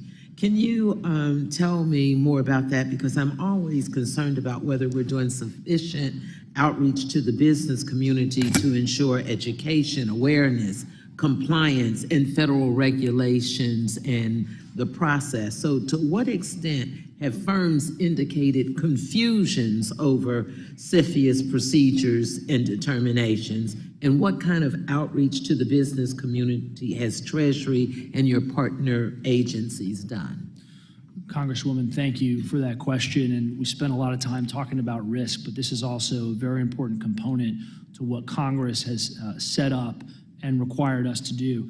These regulations, these laws, they're cumbersome. they're confusing, but intentionally so to make sure that we act as a scalpel to address the risk. And so we spend a lot of time engaging with the business community, engaging with our international partners, educating on not just sort of the nuances of the regulatory framework, but also on the risk factors that are important. And that's why the president's executive order from last year was one of the reasons why it was important. Messaging to the public about the ideas the issues that we are concerned about, critical technology and the like, how we view these risk factors is important so that businesses can continue to operate, they can continue to invest, and they can continue to do so with a real-time understanding of issues that may get CFIUS's attention. It's interesting. You mentioned the executive order, which almost a year ago to date. If you're talking about the executive order, I think it was 14083, which expanded the national security factors considered by CFIUS. So can you tell me if the new factors were included the examination of transactions' effects on the resilience of United States critical supply chains and the technological leadership or aggregate industry investment trends, cybersecurity risks, or risks to the United States person-sensitive data? Yes, I mean, that executive order added factors that Congress started a very good list at Section 721F of our authorizing statute. That executive order added to that, but also highlighted and sharpened CFIUS's focus on some of these very important issues.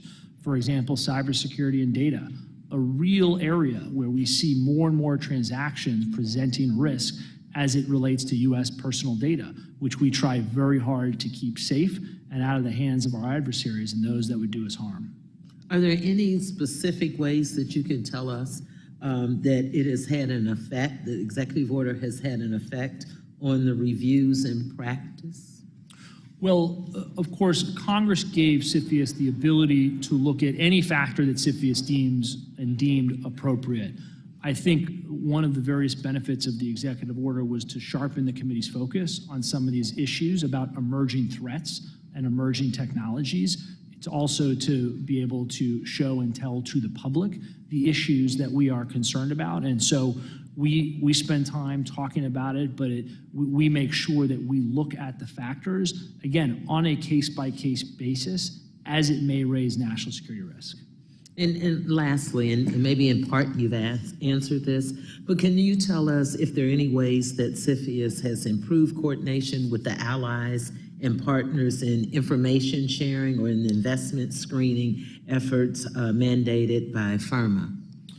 Yes, Congressman, another very important area. We have an entire office dedicated to this kind of international engagement. Since FIRMA has been enacted, we have helped other countries stand up their own versions of inbound screening, over a dozen of them. Excuse me. We engage in regular interactions, technical exchanges, tabletops, and of course, we have used the accepted foreign state status that Congress provided in FIRMA to bring, as of last year, all of our Five Eye partners into that structure. And we have regular engagement and active engagement because we recognize that the more that we do here in the United States, we want to prevent spillover, backfill of these issues to our allies. And as a result, we engage very closely with them. Thank you so much, and I yield back. Gentlelady's time has expired. I now recognize myself for 5 minutes. And Assistant Secretary Rosen, you're doing a good job. Appreciate the work that you and your team are doing at CFIUS to screen malign investment, particularly from China. But as a author of the Foreign Investment Risk Review Modernization Act, I wouldn't be doing my job if I didn't offer some constructive feedback, both in terms of CFIUS being under-inclusive in its screening and also over-inclusive. So let me start with under-inclusive. Grand Forks Air Base. It is disturbing that it took the Air Force commander and Congress to motivate CFIUS to list Grand Forks Air Base in North Dakota in its regulations, and that such a glaring threat to U.S. national security wasn't immediately on CFIUS's radar. I do understand that that CFIUS has now expanded the list of sensitive sites, but I am worried that CFIUS could be focused on the wrong activities, targeting benign foreign investment, but miss such a glaring major national security threat on our home soil. So why did it take the Air Force and Congress to apply pressure for CFIUS to begin investigating this real estate sale, acknowledging that ultimately CFIUS did block the transaction? Congressman, thank you. I appreciate the exchanges that we've had on this important issue. Your leadership on FIRMA has been instrumental. I think you raise important issues. And what I would say is Congress set up a system for establishing jurisdiction in close proximity to sensitive facilities. We have developed a list-based approach, as you have identified, and we rely on our partners to provide us with updates to what are sensitive facilities. There is an active engagement. That engagement has become more active as of recent, and we are in close contact with our partners at the Department of Defense and elsewhere to make sure that we are going to and do regularly update the list, relying, of course, on their expertise to do so. Thank you, Secretary, and look forward to, in the classified setting, talking about the list of sensitive sites. In terms of the other category of maybe being a little bit over-inclusive, as you know, Congress authorized CFIUS to exempt certain categories of foreign persons known as accepted investors from the expanded jurisdiction and mandatory filing requirements. To qualify as an accepted investor, that person must, among other things, be associated with an accepted foreign state, such as Five Eyes nations. And the practical utility of the program, though, has been, we think, limited by some onerous eligibility criteria. For example, not only must investors be organized under the laws of and have their principal place of business in an accepted foreign state, but an investor must also be able to demonstrate with respect to itself and its parents that the majority of its voting and economic interests are held by nationals or entities of an accepted foreign state or the United States, and that any individual or entity holding more than 10% voting or economic interest is a national or an entity of an accepted state. This requirement poses challenges for publicly traded companies which typically have little visibility into the identity and nationality of under 5% individual shareholders. So the question is, how many, if any, investors have qualified for the accepted investor status?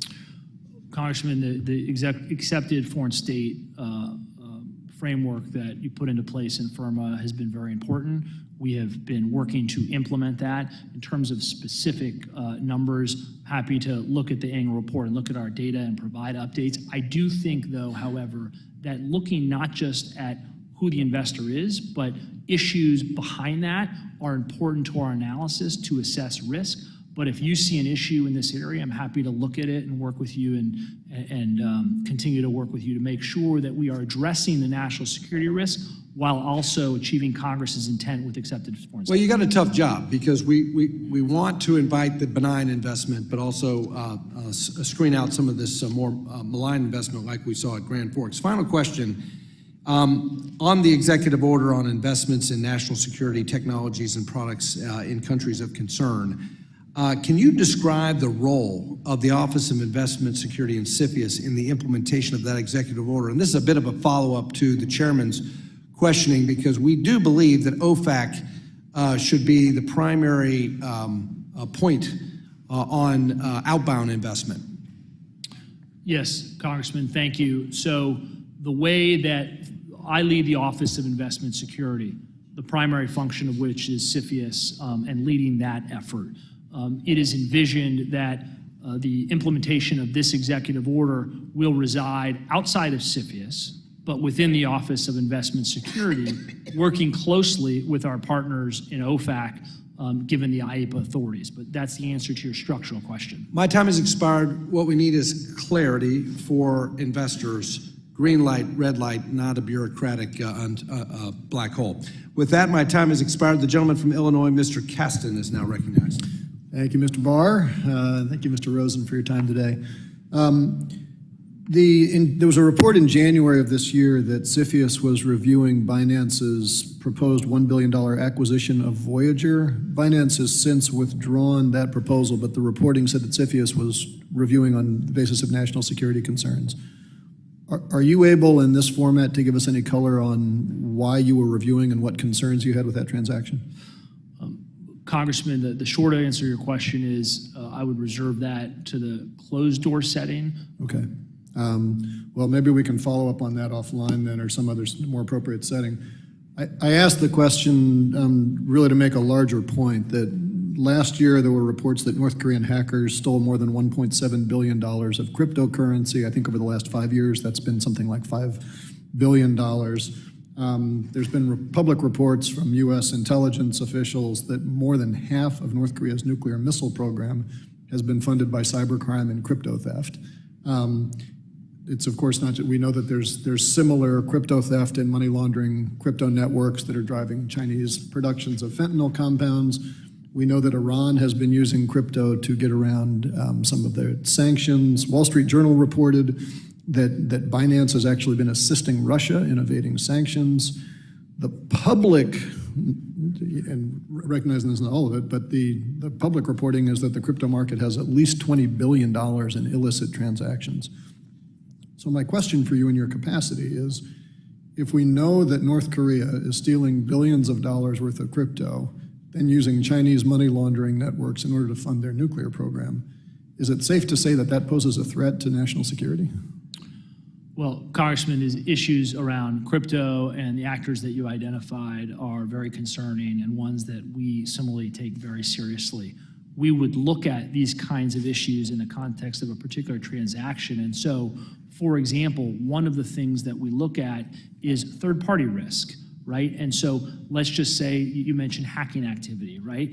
We may be concerned about a foreign acquirer that may on paper not pose a particular concern, but we know that certain entities are trying to hack them and steal intellectual property or crypto and the like. And so I think we really need to look at this through a lens of the facts and circumstances of the particular case, but this issue of third-party risk and who the investors are and where it's coming from are issues that are very much on our radar. Yeah, I mean, I've been only half joking to some friends recently that as long as we have anonymized wallets, all blockchain really is a lousy accounting technology because you can't track the record of transactions. In April of this year, the Treasury Department released a report. The title was Illicit Finance Risk Assessment of Decentralized Finance. And they specifically flagged that there are loopholes within the Bank Secrecy Act that need to be closed to the extent that they allow these distributed finance blockchain crypto companies to fall outside of the scope of the BSA's definition of financial institutions to facilitate money laundering and other things we'd like to protect against. So I guess what I'm curious is, do you agree that we need to strengthen the Bank Secrecy Act and fix those loopholes so that we can prevent our adversaries from laundering money, evading sanctions, and potentially funding terrorism? These issues, Congressman, are very serious and ones that I know my colleagues at Treasury take very seriously. The BSA, of course, as you know, is administered by FinCEN, which is outside of my direct domain. I know these are issues that they're concerned about and they're focused on. I'd be happy to talk to them about following up with you. Okay. Well, I want to make sure that you all and all the agencies have the tools to address it. And I tee that up, number one, to thank my colleagues in the Senate, Senator Warren and Senator Roger Marshall, who have just introduced a bill, which we will be co-introducing in the House shortly, to close those gaps in the Bank Secrecy Act, make sure that we don't allow people to use crypto to skirt anti-money laundering rules so that we can have a robust national security presence. Would welcome any support or guidance you have on that, and I would invite all of my colleagues on this committee to join me in that effort to see if we can make this bipartisan and bicameral and close that barn door that we know is open. Thank you very much, and I yield back. Gentleman yields back. The gentleman from Texas, Mr. Williams, is recognized for 5 minutes. Thank you, Mr. Chairman, and thank you, Mr. Rosen, for being here today. The United States agricultural sector plays a vital role in our national security, and this sector contributes significantly to our economy stability, and it's responsible for our nation's food security. The increase of foreign investors we've talked about today, purchasing farmlands to try and gain control of U.S. business in the agricultural sector is a growing threat. In my home state of Texas, foreign entities control more than 4.7 million acres of land, and that's a concern that my constituents have. And should any hostile nation want to cause permanent harm to our food supply chains, this avenue provides them with the means to achieve it. CFIUS has jurisdiction over real estate purchases, we've talked about that, and leases near military bases and sensitive government sites. Any acquisition of land in the U.S., particularly near military installations, must be handled with caution and genuine oversight. So question, could you elaborate on the current process CFIUS uses to review these deals, and how does your committee determine if a foreign purchase of agricultural land is a national security risk? Thank you, Congressman. And this is a vital issue. Issues, as you point out, like food security in our supply chain, agricultural security and the like, are very important issues that we take very seriously. And so, and let me unpack that. There's a couple of ways that we get a jurisdiction in these challenges. One is through our control jurisdiction. Any foreign person acquiring control, broadly speaking, not defined as 51%, for example, of a U.S. business, an agricultural business, for example, would provide us with jurisdiction to review the matter. As you point out, our added real estate jurisdiction that Congress provided us would also give us jurisdiction to review pure real estate transactions within close proximity, sometimes up to 100 miles of an Air Force base. And we've got 875,000 square miles of coverage in that regard. And what we would do when we do have jurisdiction is look to our partners at the U.S. Department of Agriculture to provide us insights and expertise and help us assess the transaction in terms of assessing who's doing the buying, what is the threat from that individual or entity, what are they buying in agricultural business, farmland, et cetera, and what is the specific impact to national security? That's the analysis that Congress requires us to go through. And we would look very closely to our partners across the committee, including at USDA, to help assess that, and we've done just that. That's good. Harder the better. There's no question that China is a hostile nation towards the United States, and that their goal is to weaken our country in any way possible. And the interference and aggression coming from the Chinese Communist Party poses a significant threat to U.S. financial systems. Now, our lack of information on China's economy and the CCP's continued abuse of the system in place is jeopardizing our national economic security. There is a huge and a large cloud of uncertainty surrounding the Chinese financial sector, their investments and industry practices. So this Congress, I championed the legislation to address these threats by requiring an analysis on the risk presented by the Chinese financial sector, along with a report providing recommendations on strengthening internal cooperation to monitor and mitigate these risks. So we must hold China accountable for their abuse of the financial sector. I think we all agree to that. So a question would be, has CFIUS ever had to recommend the prohibition or mitigation of a real estate purchase or lease by a Chinese investor? Congressman, it's a good question, and I would want to look at some statistics, but I'm quite confident that various instances of a control transaction or a real estate transaction, we've had experience in terms of mitigating. Did you say? I'm not sure if you said mitigate or refer. Either or. Yes, I'm quite certain, although I'd want to confirm. You might look at that and get back with us on that, okay? In the time I have remaining, real quick, can you highlight the kinds of mitigation measures CFIUS would consider for a semiconductor deal involving the Chinese? Well, PRC investment into a U.S. semiconductor company, while I don't have the facts in front of me, would raise a lot of questions and analysis in CFIUS likely. The kinds of things that we would look at from the threat perspective is who's doing the buying. You obviously said it's a PRC entity, so we would look at the intent and capability of the actor. It would be very concerning. I yield my time back. Thank you. Gentleman's time has expired. Now recognize the gentlewoman from Massachusetts, Ms. Presley, for 5 minutes. Thank you, Mr. Rosen, for joining us for this hearing. Committee on Foreign Investment in the United States certainly plays an important role for our national security by sounding the alarm on foreign control of critical technologies and industries. I want to build upon and follow up on Ranking Member Waters' question line regarding the committee's view on a country with many human rights abuses that seems to have evaded significant scrutiny, and that's Saudi Arabia. Saudi Arabia has a sovereign wealth fund called the Public Investment Fund, which has more than $35 billion in American companies like Amazon, Walmart, Rideshare, and the food delivery company Uber Technologies. as well as the major ticketing platform Live Nation Entertainment. Now, recently, the Saudi-backed Live Golf announced a merger with PGA. Mr. Rosen, I certainly do appreciate that much of the work is classified, but what can you share about the Committee on Foreign Investment's posture towards Saudi Arabia, these investments, and reviewing the potential national security risks that are associated with them? Thank you, Congresswoman, for the question and your focus on this issue. As a general matter, I'd like to respond with a couple of points. One is that CFIUS was enacted not to be country-specific, but to look at the specific transaction in terms of who is doing the purchasing and what we know about them. But Congress, in addition, in its wisdom, singled out foreign government-controlled investments to pay special attention to and to create additional requirements when it is a foreign government entity or foreign government-controlled entity doing the buying.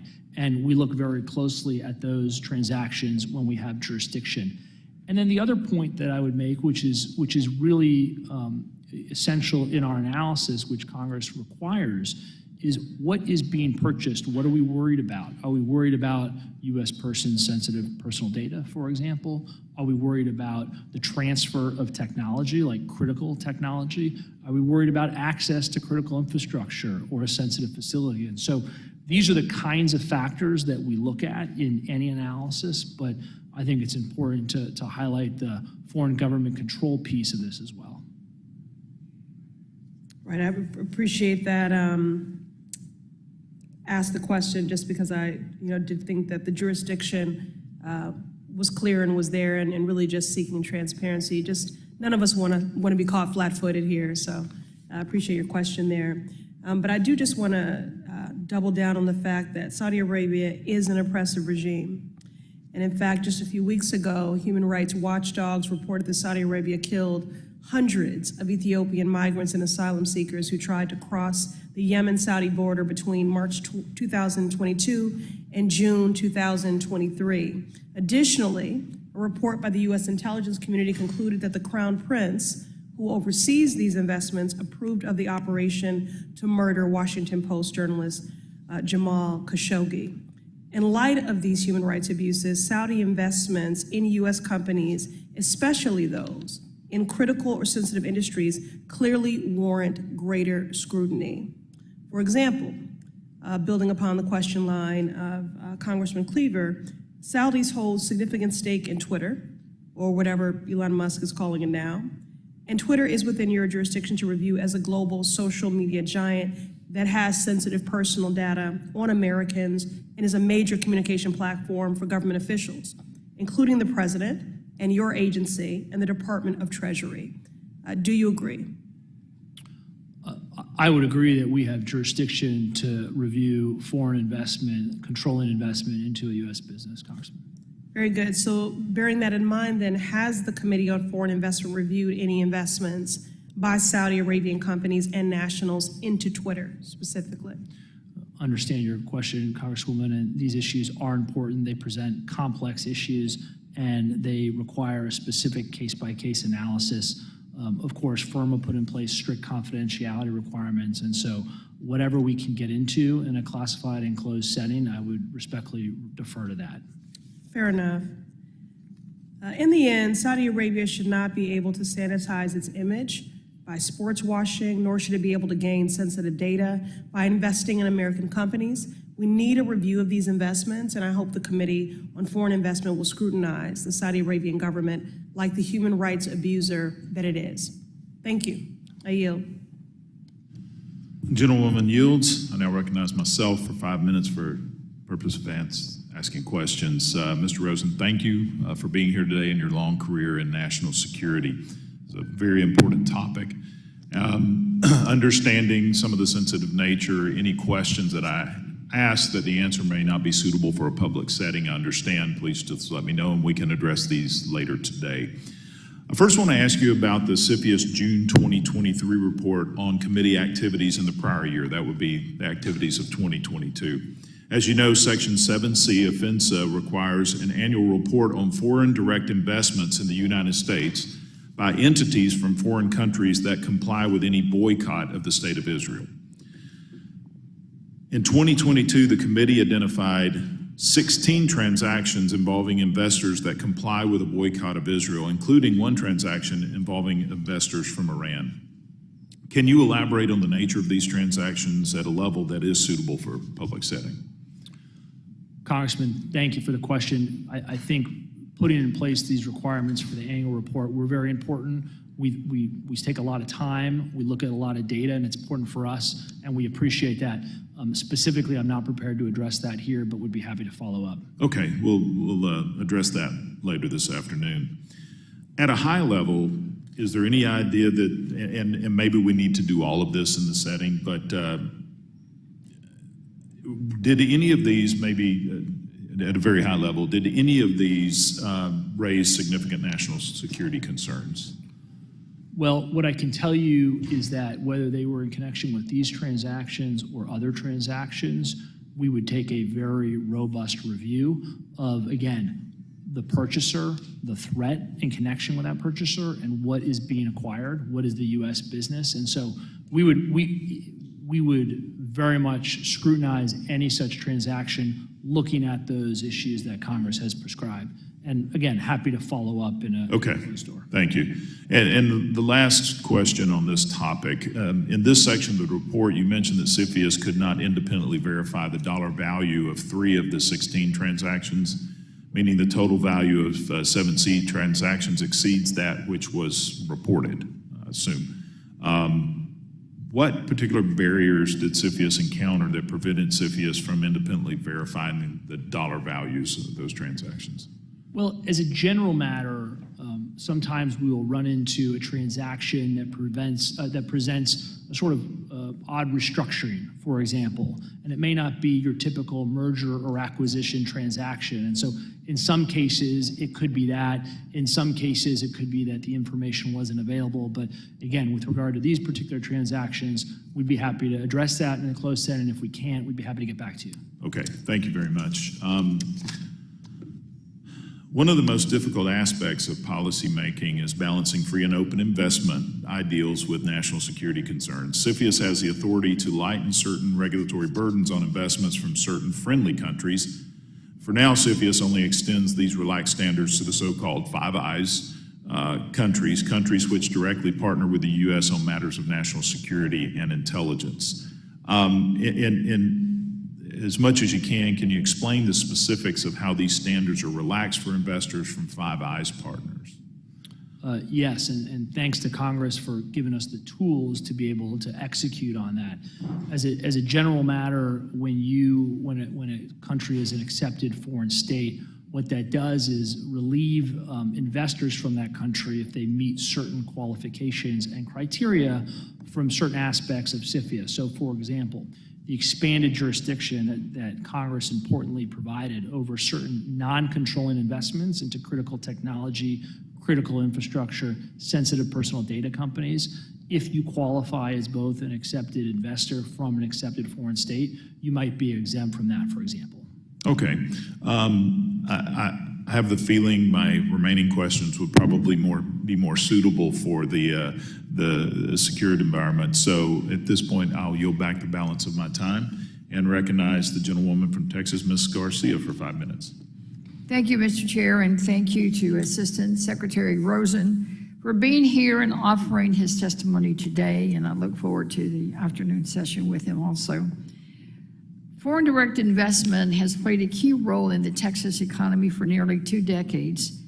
As of this year, over 1,700 foreign corporations are doing business in the state. And that's no surprise since the Houston area, which is the area I represent, is also one of the most diverse regions in our country. It is home to many first and second generation immigrants and their families representing regions from all around the world. In Houston alone, over 5,000 companies are engaged in international business, and approximately 1,000 Houston firms report foreign ownership. Additionally, Houston recently ranked 5th in best cities for international business, according to the Financial Times. All of this has created more than 110,000 jobs in Texas since 2015. As the interagency committee that reviews these types of foreign investments, your agency plays a critical role both by protecting our national security and by facilitating the approval of these major investments. National security is critical. That has got to be our top priority. The challenge for CFIUS is ensuring its effective exercises in oversight of bad actors without discouraging foreign investment that creates these jobs and boosts our economy as it does in Texas. So my first question really is much of the concern of others with regard to real estate transactions. The Port of Houston and the Houston Ship Channel in Texas is home to multiple strategic seaports. Houston is also home to a large hub airport, a world-renowned medical center, and as I noted earlier, a area of much investment. So certain real estate transactions by foreign entities in proximity to ports are also reviewable by your organization. Does CFIUS Review Authority for Real Estate require additional clarification from Congress? And I ask this question because this last year, Mr. Undersecretary, there was legislation in Texas, Senate Bill 147, that would totally ban land sales to dual citizens and businesses associated with adversarial nations, including China, Iran, North Korea, and Russia. Is state action like this harmful, helpful, or a distraction to your mission, or does Congress need to step in and further clarify any of the authority that you might have with regard to real estate transactions? Well, thank you, Congresswoman, for the question and for raising this important issue of real estate jurisdiction. And it is quite important, and Congress recognized that important in 2018 when it granted CFIUS this real estate jurisdiction for the first time, because it wanted us to have jurisdiction of installations and facilities in close proximity to sensitive facilities. Since that time, to execute on that mission, what we have done is work with our partners at the Department of Defense and elsewhere to essentially create a list and assess what facilities around the country should sit on this list. They can have jurisdiction of up to about 100 miles of jurisdiction from a particular facility to get at things like surveillance, espionage, and others. And I think that the authorities are well suited to address those risks in that regard, but we also need to stay on top of it. So just recently, we updated our list of sensitive facilities to respond to the evolving nature of the facilities, how they change, and to make sure that we are regularly assessing which sensitive facilities we should have on the list to make sure that we have jurisdiction when we need to from a national security perspective. Right, but my question was specifically to regard to any state legislative action. Is this helpful, harmful, or distraction, or or are we just going to sit back and let the states continue to file pieces of legislation like this? Well, Congressman, what I would say is my role is to address the national security risk at the federal level, irrespective of what occurs in the states. And I can commit to you in the committee that we will continue to do that. We will continue to assess the national security risk from a real estate perspective, from a controlling jurisdiction perspective, and from a non-controlling perspective. And so that, in my mission, is what I'm focused on, to make sure that we are not allowing any transactions over which we have jurisdiction over to proceed unless we have resolved any and all national security risks. Gentlelady's time has expired. Thank you. Yield back. Now recognize the gentleman from Ohio, Mr. Davidson, for 5 minutes. Thank you. Mr. Secretary, I appreciate you being here, and also look forward to the part two of this. But in this public setting, hopefully I can stay focused on things you can answer here. If not, obviously we'll cover later. But looking through your 2023 annual report to Congress, some interesting observations. Roughly 50% on average since 2018 of the notices and declarations wind up with investigations. And then of those, a fair number, once there is an investigation, actually almost half of those, 41%, of those actually end up being withdrawn for some factor. So I guess, how do you assess what you do follow up and do the investigation on, and then what's behind that number of the percentage that just say, yeah, we'll withdraw? What's going on there? Congressman, it's a good question, and I appreciate any time somebody digs into the data and the annual report. They're important data points that Congress has prescribed. So what I can share is that I'm quite proud that nearly 60% of the transactions we review clear in the 30-day declaration period or the 45-day initial review period. It is true that many matters go into investigation and some withdraw. The matters that go into investigation are when we cannot determine that a clearance is appropriate at the 45-day mark. That may be because an agency needs some additional time to conduct a risk analysis. That may be because we've identified a risk and that we need to do more work in that regard. And so we work very closely as a committee to make that investigation assessment, is the first part of your question. The second, with regard to withdrawals, they can occur in a number of circumstances. The parties may decide that they need more time to assess what CFIUS is considering, for example. And one of the things in that data, which is important, is you will see a larger number of withdrawals than you will of refiles. Because oftentimes, when we assess that there's a risk or a concern and we are prepared to refer a matter to the president, the parties will just voluntarily withdraw and abandon the transaction or voluntarily withdraw and divest a transaction short of a presidential referral. So there is more to unpack in those numbers. Yeah, thanks. And no presidential referrals in 21 or 22, and as far as I know, not in 23. Anything to see there? Only to reiterate my last point, which is that does not mean that CFIUS has assessed that a transaction cannot proceed or needs to be unwound from a national security perspective, because rather than face a public presidential order of divestment, many times the parties will voluntarily withdraw to go away. Okay, thanks for that clarification. One of the things that complements this was, beneficial ownership reporting. And, frankly, that focuses on, companies that really have 20 employees or fewer. Some concern that there's shell companies there. Ultimately, everyone has to report at least once, but the companies that a lot of the scrutiny's on was a handful of employees.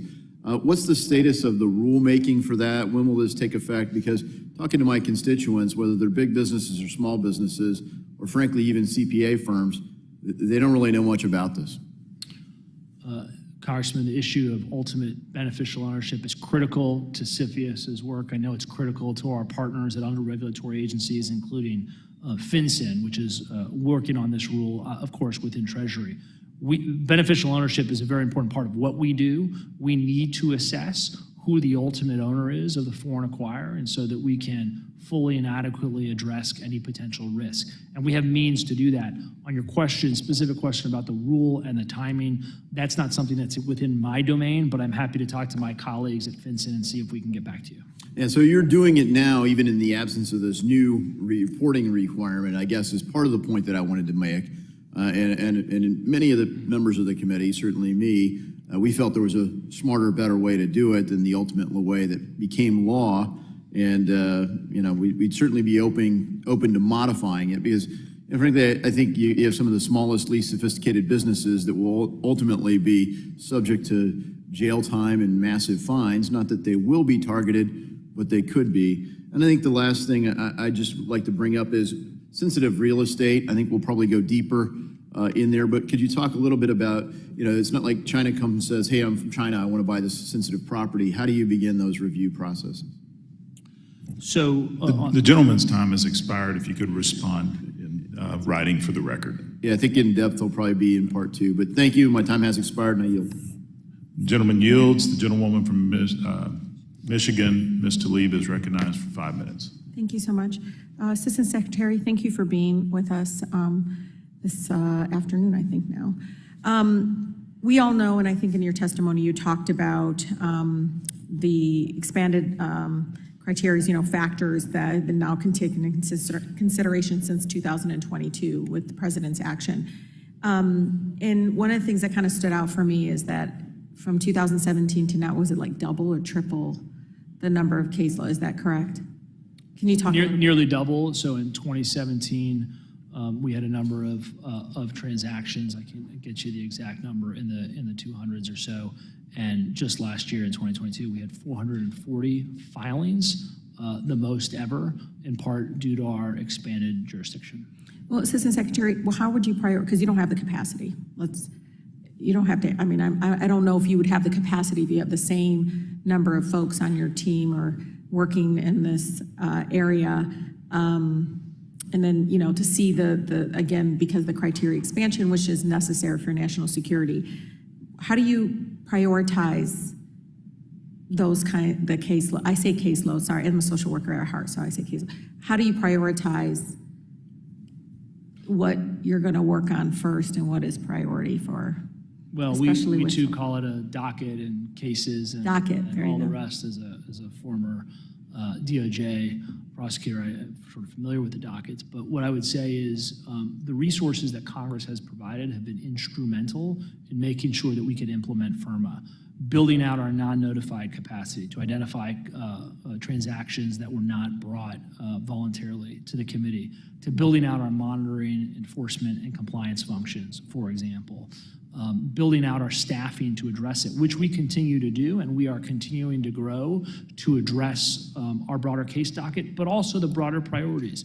We talked about accepted foreign state status, working with our allies. We've talked today about engaging with stakeholders, working with stakeholders. We need capacity to be able to do all of this. And so as we continue to grow, we do need to prioritize the threats to national security, and that's why the genius behind FIRMA in the case-by-case review and looking at specific risks arising from transactions, I think gave us strong authorities to respond.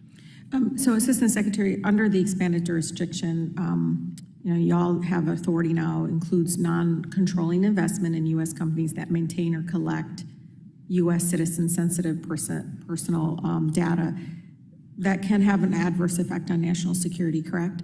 Correct. So, we know that the companies have a tremendous amount of control collecting this data, and, this is where I'm mostly interested in protecting our residents, privacy and so forth. Would it be accurate to say that y'all engage in, is it enough to engage in what they call one-off bans or interventions and investments which may pose security risks regarding that particular factor? Well, when we look at that factor, Congresswoman, which is, I agree, is a very important factor, what we are looking at there is what is the vulnerability of the U.S. business, but we juxtapose... Like getting hacked into. Or who's going to get access, right? Who is the individual or entity or government that's going to get access to that information? And what do we know about their intent and capability to exploit that data to the adverse national security impact of the United States? Okay. Yeah, because one company, literally that data is going to be moved to another company that the constituent or resident they didn't get a right to say whether or not that information can continue. Anyways, would the national security risks facing the U.S. from foreign direct investment be reduced if there were stronger personal data privacy or security protections in place? For example, if residents or U.S. consumers or users had a say in how their data was collected, sold, and stored by private companies? Well, Congresswoman, it's an important issue, and this issue around data is really important. What I think is relevant to the discussion here is that Congress established CFIUS to be a tool of last resort. One of the things that the president has to find in order to act under CFIUS is that there are no other laws or adequate authorities to address the risk identified. And so So you're familiar with the European Union's, they call it the General Data Protection Regulation. It's considered one of the strongest, in the world's strongest data protection rules. Do you agree? Are you familiar with their rules? I'm generally familiar with, I think, what's known as the GDPR. Yeah. Gentlewoman's time has expired. Okay, I'll send you the data because I really want your input about what the European Union is doing.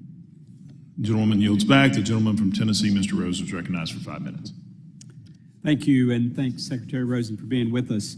Mr. Rosen, it is my understanding that the Director of National Intelligence is only a non-voting ex officio member of the Committee on Foreign Investment in the United States. Could you comment on the current role that the DNI plays, and specifically, does she have sufficient time to be able to review some of the transactions that come before CFIUS?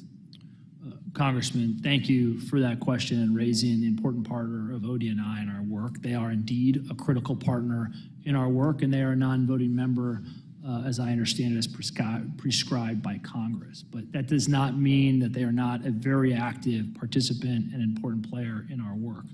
What they do is they provide a threat assessment in connection with every single transaction that is covered under our jurisdiction, and provide us critical intelligence so that we can assess the threat posed by the foreign acquirer. And would it be helpful for the DNI to play a more active role in the CFIUS process? Well, Congressman, they do play quite an active role in the intelligence function that they play, and I think, you know, and I don't want to get inside of Congress's head here, but my understanding is that given the intelligence nature of what they do, their role is to be objective intelligence providers in connection with transactions as opposed to sort of weighing in on policy. How does CFIUS coordinate its activities with other U.S. government agencies that have a role in protecting national security, such as the Department of Defense and the Department of Homeland Security? We are synced up, Congressman, very closely. Each agency has dedicated teams. I have dedicated Assistant Secretary counterparts that we meet with regularly, that we review cases with regularly, that we correspond with and talk on the phone. And so, but it's not just at my level, it's at all levels that regular meetings and engagements on our robust case docket do occur. The President has the ultimate authority to prohibit or suspend a covered transaction if the President feels there is credible evidence that the transaction would threaten to impair national security and could not be addressed using authorities in other laws. Mr. Rosen, what controls, if any, are in place to ensure that a President with conflicts of interest could not allow a transaction to go through that would benefit himself or his family, even if it threatens our security interests? Well, in terms of what controls may be on the President, I may refer you to the Department of Justice or somewhere else for that. What I can tell you is that we, within CFIUS, have a very robust, fact-intensive process where we look at the facts, we look at the law, and we look at the intelligence. And we have a number of national security professionals that help inform that. And then if we determine that a case can only be resolved by referral to the President, we get together, again, as a committee to assess the facts and the law and the threat. But it's safe to say that oversight of the President's ultimate authority would rest with Congress or with outside of CFIUS. Is that a fair statement? I may not want to get into the separation of powers issue, but I will say that I think there is a very robust objective analysis that goes into any referral to the President. In what ways has CFIUS improved coordination with our allies and partners in information sharing and in investment screening efforts as mandated by FIRMA?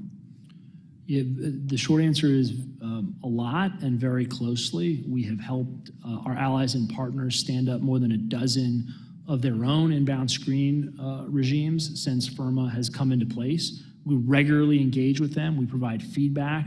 We provide technical assistance. And when appropriate, we do share information, as permitted through the intelligence process. We also engage in informal discussions with them, and we have a whole team within the Office of Investment Security that's charged with not just maintaining those relationships, but growing them and making sure that our allies and partners not just have tools and laws on the books, but that they're executing against those laws, right? We want to see action and activity associated with those laws to protect the national security of not just the United States, but our allies and partners as well. FIRMA authorizes CFIUS to impose filing fees on transactions to cover the committee's funding needs. Have these fees been sufficient to cover your actual costs in 8 seconds? I don't have that particular analysis in front of me, but I'd be happy to look at that, Congressman. Thanks. If you could respond for the record, I'd appreciate that. I yield back. Thank you. The gentleman from North Carolina, Mr. Nickel, is now recognized for 5 minutes. Thanks so much. Thanks for being here. Safeguarding our nation's interests and preserving the integrity of our democratic principles are among my top priorities in Congress. I understand the need to address the potential implications of foreign entities acquiring farmland, particularly those from countries like China. While it's essential to inspect foreign land purchases to ensure they pose no threats to our national security, it's equally important to approach any potential legislation with care and consideration. Before I begin, I want to just draw a clear distinction that I think is important for my role and my approach to this issue.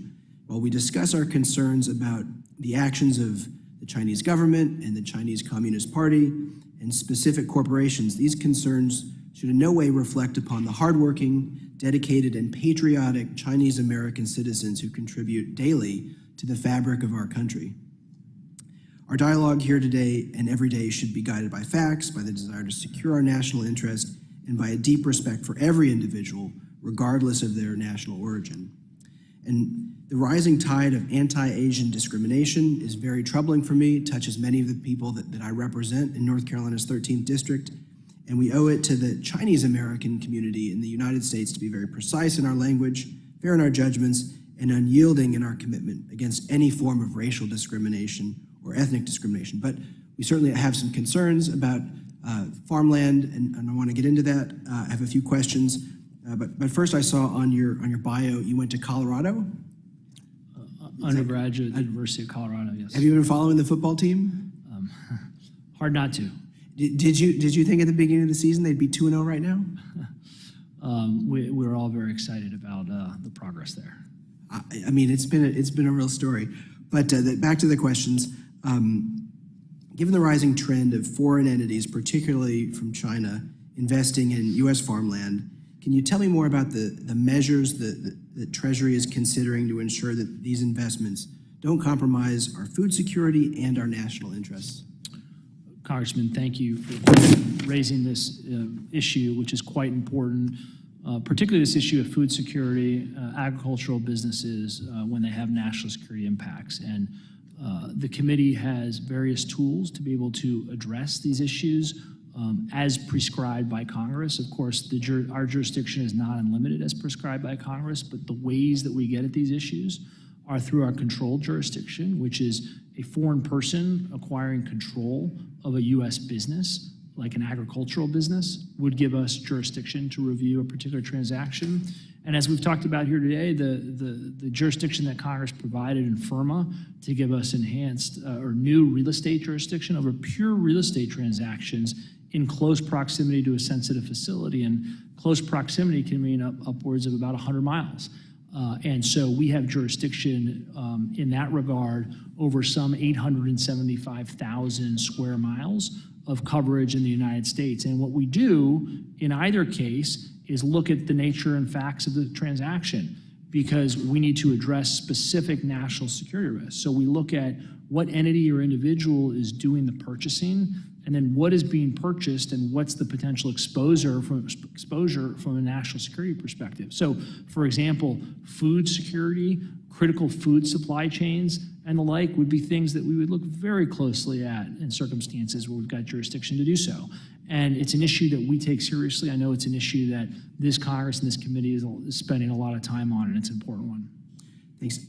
We've heard from users of USDA's Agricultural Foreign Investment Disclosure Act data have noticed inaccuracies and underreporting under current disclosure requirements, and limited information is available on data covering land held by certain countries that provide tax-neutral jurisdictions for private equity firms like the Cayman Islands and BVI.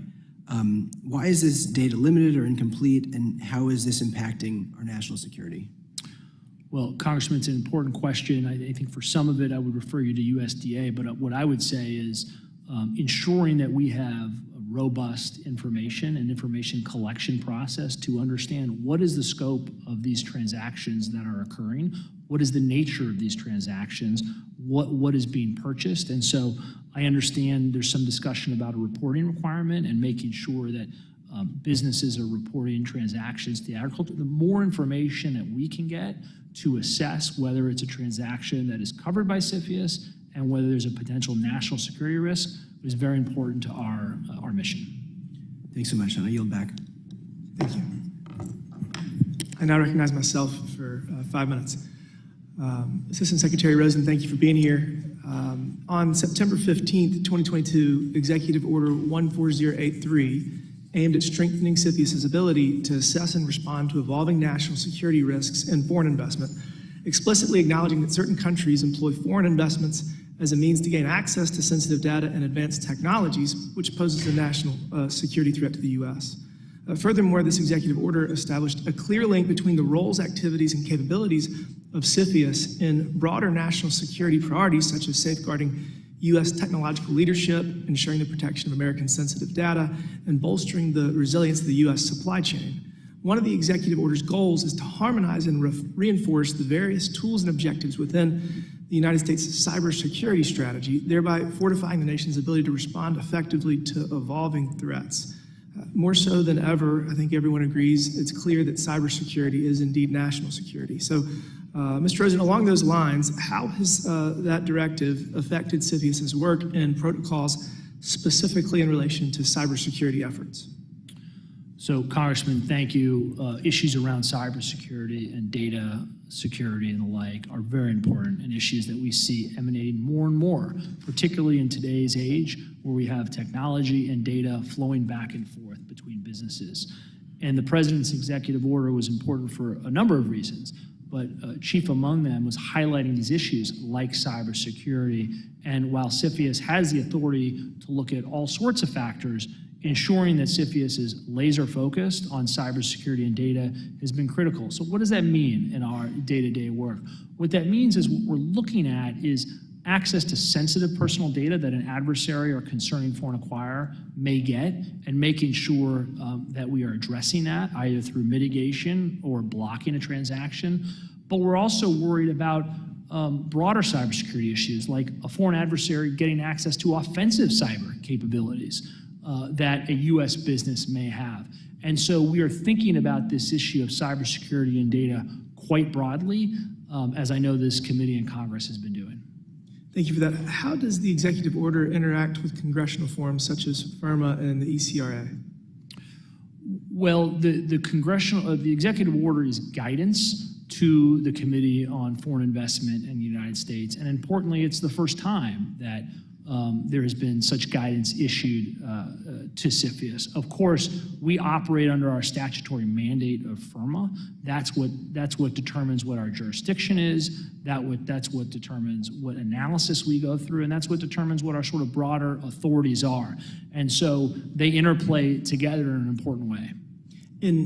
After the executive order, has CFIUS placed an increased emphasis on cybersecurity? So what I would articulate it as it has sharpened our focus on these kinds of issues like cybersecurity. We have been looking for a long time at issues like cybersecurity and data, but not just does it sort of sharpen CFIUS's focus, but also play an outward facing role to the investment community, to transaction parties, to understand that if they are engaged in a transaction, and they should be looking at these issues as well: cybersecurity, data security, what are the capabilities of the U.S. business? And so it was important from both directions. So in the time after the executive order, or just in the last few years in general, what cyber risks has CFIUS found to be most prevalent during your reviews? So, Congressman, again, it's a good question, and it's an evolving one. It's part of our effort to be nimble and stay on offense and stay attuned to emerging threats as they present themselves. And so the kinds of cybersecurity issues that we're focused on, I mentioned a moment ago, but they include cybersecurity tools, offensive tools, as well as defensive tools, understanding how our adversaries could acquire those tools and use them against us is part of our analysis. Now, of course, we're also focused on third-party risk as it relates to cybersecurity. So we may have an acquirer that's buying something, and we may not have a particular concern about the acquirer, but we may have information that there's third-party risk because the acquirer has been hacked multiple times. They don't have an adequate cybersecurity program in place, and that's one of the issues that we focus on sometimes in mitigation. And so, this issue around cybersecurity has a whole host of implications, and there's various ways that the committee can get at that. Sure, thank you for that. The gentleman from Wisconsin, Mr. Stahl, is now recognized for 5 minutes. Thank you very much, Mr. Chairman. Thank you very much for being here, Assistant Secretary Rosen. When we think about CFIUS, in many ways, we're making sure that we are safeguarding the United States and balancing that with not being overburdening in an unnecessary way on the economy. A couple things I wanted to dig into here on the home stretch of this first part of the panel. The number of cases requiring mitigation has jumped nearly 70%, even in the past 2 years or so. Why are we seeing such an increase in the number of transactions requiring mitigation, in your opinion? Thank you, Congressman, and thank you for highlighting this issue. There's a number of reasons we're seeing more mitigation. We are seeing a range of threats that are evolving. We're seeing a range of vulnerabilities that are evolving. Data and cybersecurity, as we just talked about, is an increasing challenge when we think about the types of transactions that occur that don't involve sensitive personal data. Those are a meaningful number, for example, and oftentimes we believe that we need to mitigate those types of transactions. And the nature of the transactions are evolving. And the other aspect is we are refining our approach. We are taking a very, very close look at these transactions, and we are not clearing them without mitigation or referral when necessary. How do you monitor that mitigation? Are people in compliance with the mitigation agreements you strike? We have a good, solid track record of compliance, but we also have a growing amount of enforcement and compliance personnel. One of the first things I did when I came into this job is put out the first ever penalty and enforcement guidelines from CFIUS, both to establish a framework for how we would look at breaches to national security agreements, but also to send the message that we are going to actively be looking at this. And so anytime now there is a breach of a national security agreement or a violation of our authorities, we conduct an analysis to assess what, if any, enforcement action we should take. And do you believe you have the resources necessary to conduct that review and enforcement? We are fortunate to have bipartisan support from a resource perspective. It is a resource-intensive issue, and we want to make sure that we maintain robust resources to do that. And it's an area that we're growing in right now. Let me shift. Appreciate that. Let me shift gears slightly here, and in particular, talking about the jurisdictions where we're seeing these filings. We've seen pretty significant increases from places like Singapore, Cayman Islands, British Virgin Islands, et cetera. And obviously, those are small populated countries, but obviously significant in business filings. And so, to what extent is CFIUS concerned about the use of third-party countries to invade intensive scrutiny, and how do you approach that? It's a good question. Ultimate beneficial ownership is the key to much of our work, to assessing and getting behind the veil of who is doing the purchasing. And so in each transaction, we will peel that onion as far as we need to go to make sure we understand who is behind each transaction. So Cayman Islands entity, we're often looking at beneficial ownership that is not Cayman Islands, right? And so before we make a decision, before we finalize our risk assessment, before we figure out where we're going to take a transaction, peeling that onion is critical to our work, and we won't do anything until we do. And as you're looking at that beneficial ownership structure, you're peeling the onion, as you say, are you? I assume you're working with our allies to conduct that review. Can you comment on how that coordination with our allies operates, in your opinion? Well, in terms of the ultimate beneficial ownership, we are relying on multiple databases, commercial and private. We're relying on certifications under penalty of perjury from the parties. And when necessary, yes, we are engaging with our allies as appropriate to share intelligence and to consult them consistent with our confidentiality obligations and otherwise. But engagement with our allies in this aspect of our work and more broadly is also a key piece of what we do. But is that a substantial piece of the work, engagement with our allies? Is that an area that we should consider that there should be additional effort put forth by policymakers? I mean, absolutely. I mean, one of the things that Congress wanted us rightfully to do is help stand up other regimes so that as we get tougher, our adversaries just don't go to our allies and partners to get the same critical technology. Thank you very much. Thanks for being here today. I yield back. Gentleman yields back. I'd like to thank our witness for his testimony today. Without objection, all members will have 5 legislative days within which to submit additional written questions for the witness to the chair, which will be forwarded to the witness for his response. I ask our witness to please respond as promptly as you are able. Pursuant to our earlier vote, we will close the remaining portion of this hearing to members and designated staff I identified earlier. The second panel will be conducted in HVC 301 of the Capitol Visitors Center immediately following the first series of floor votes. The committee stands in recess.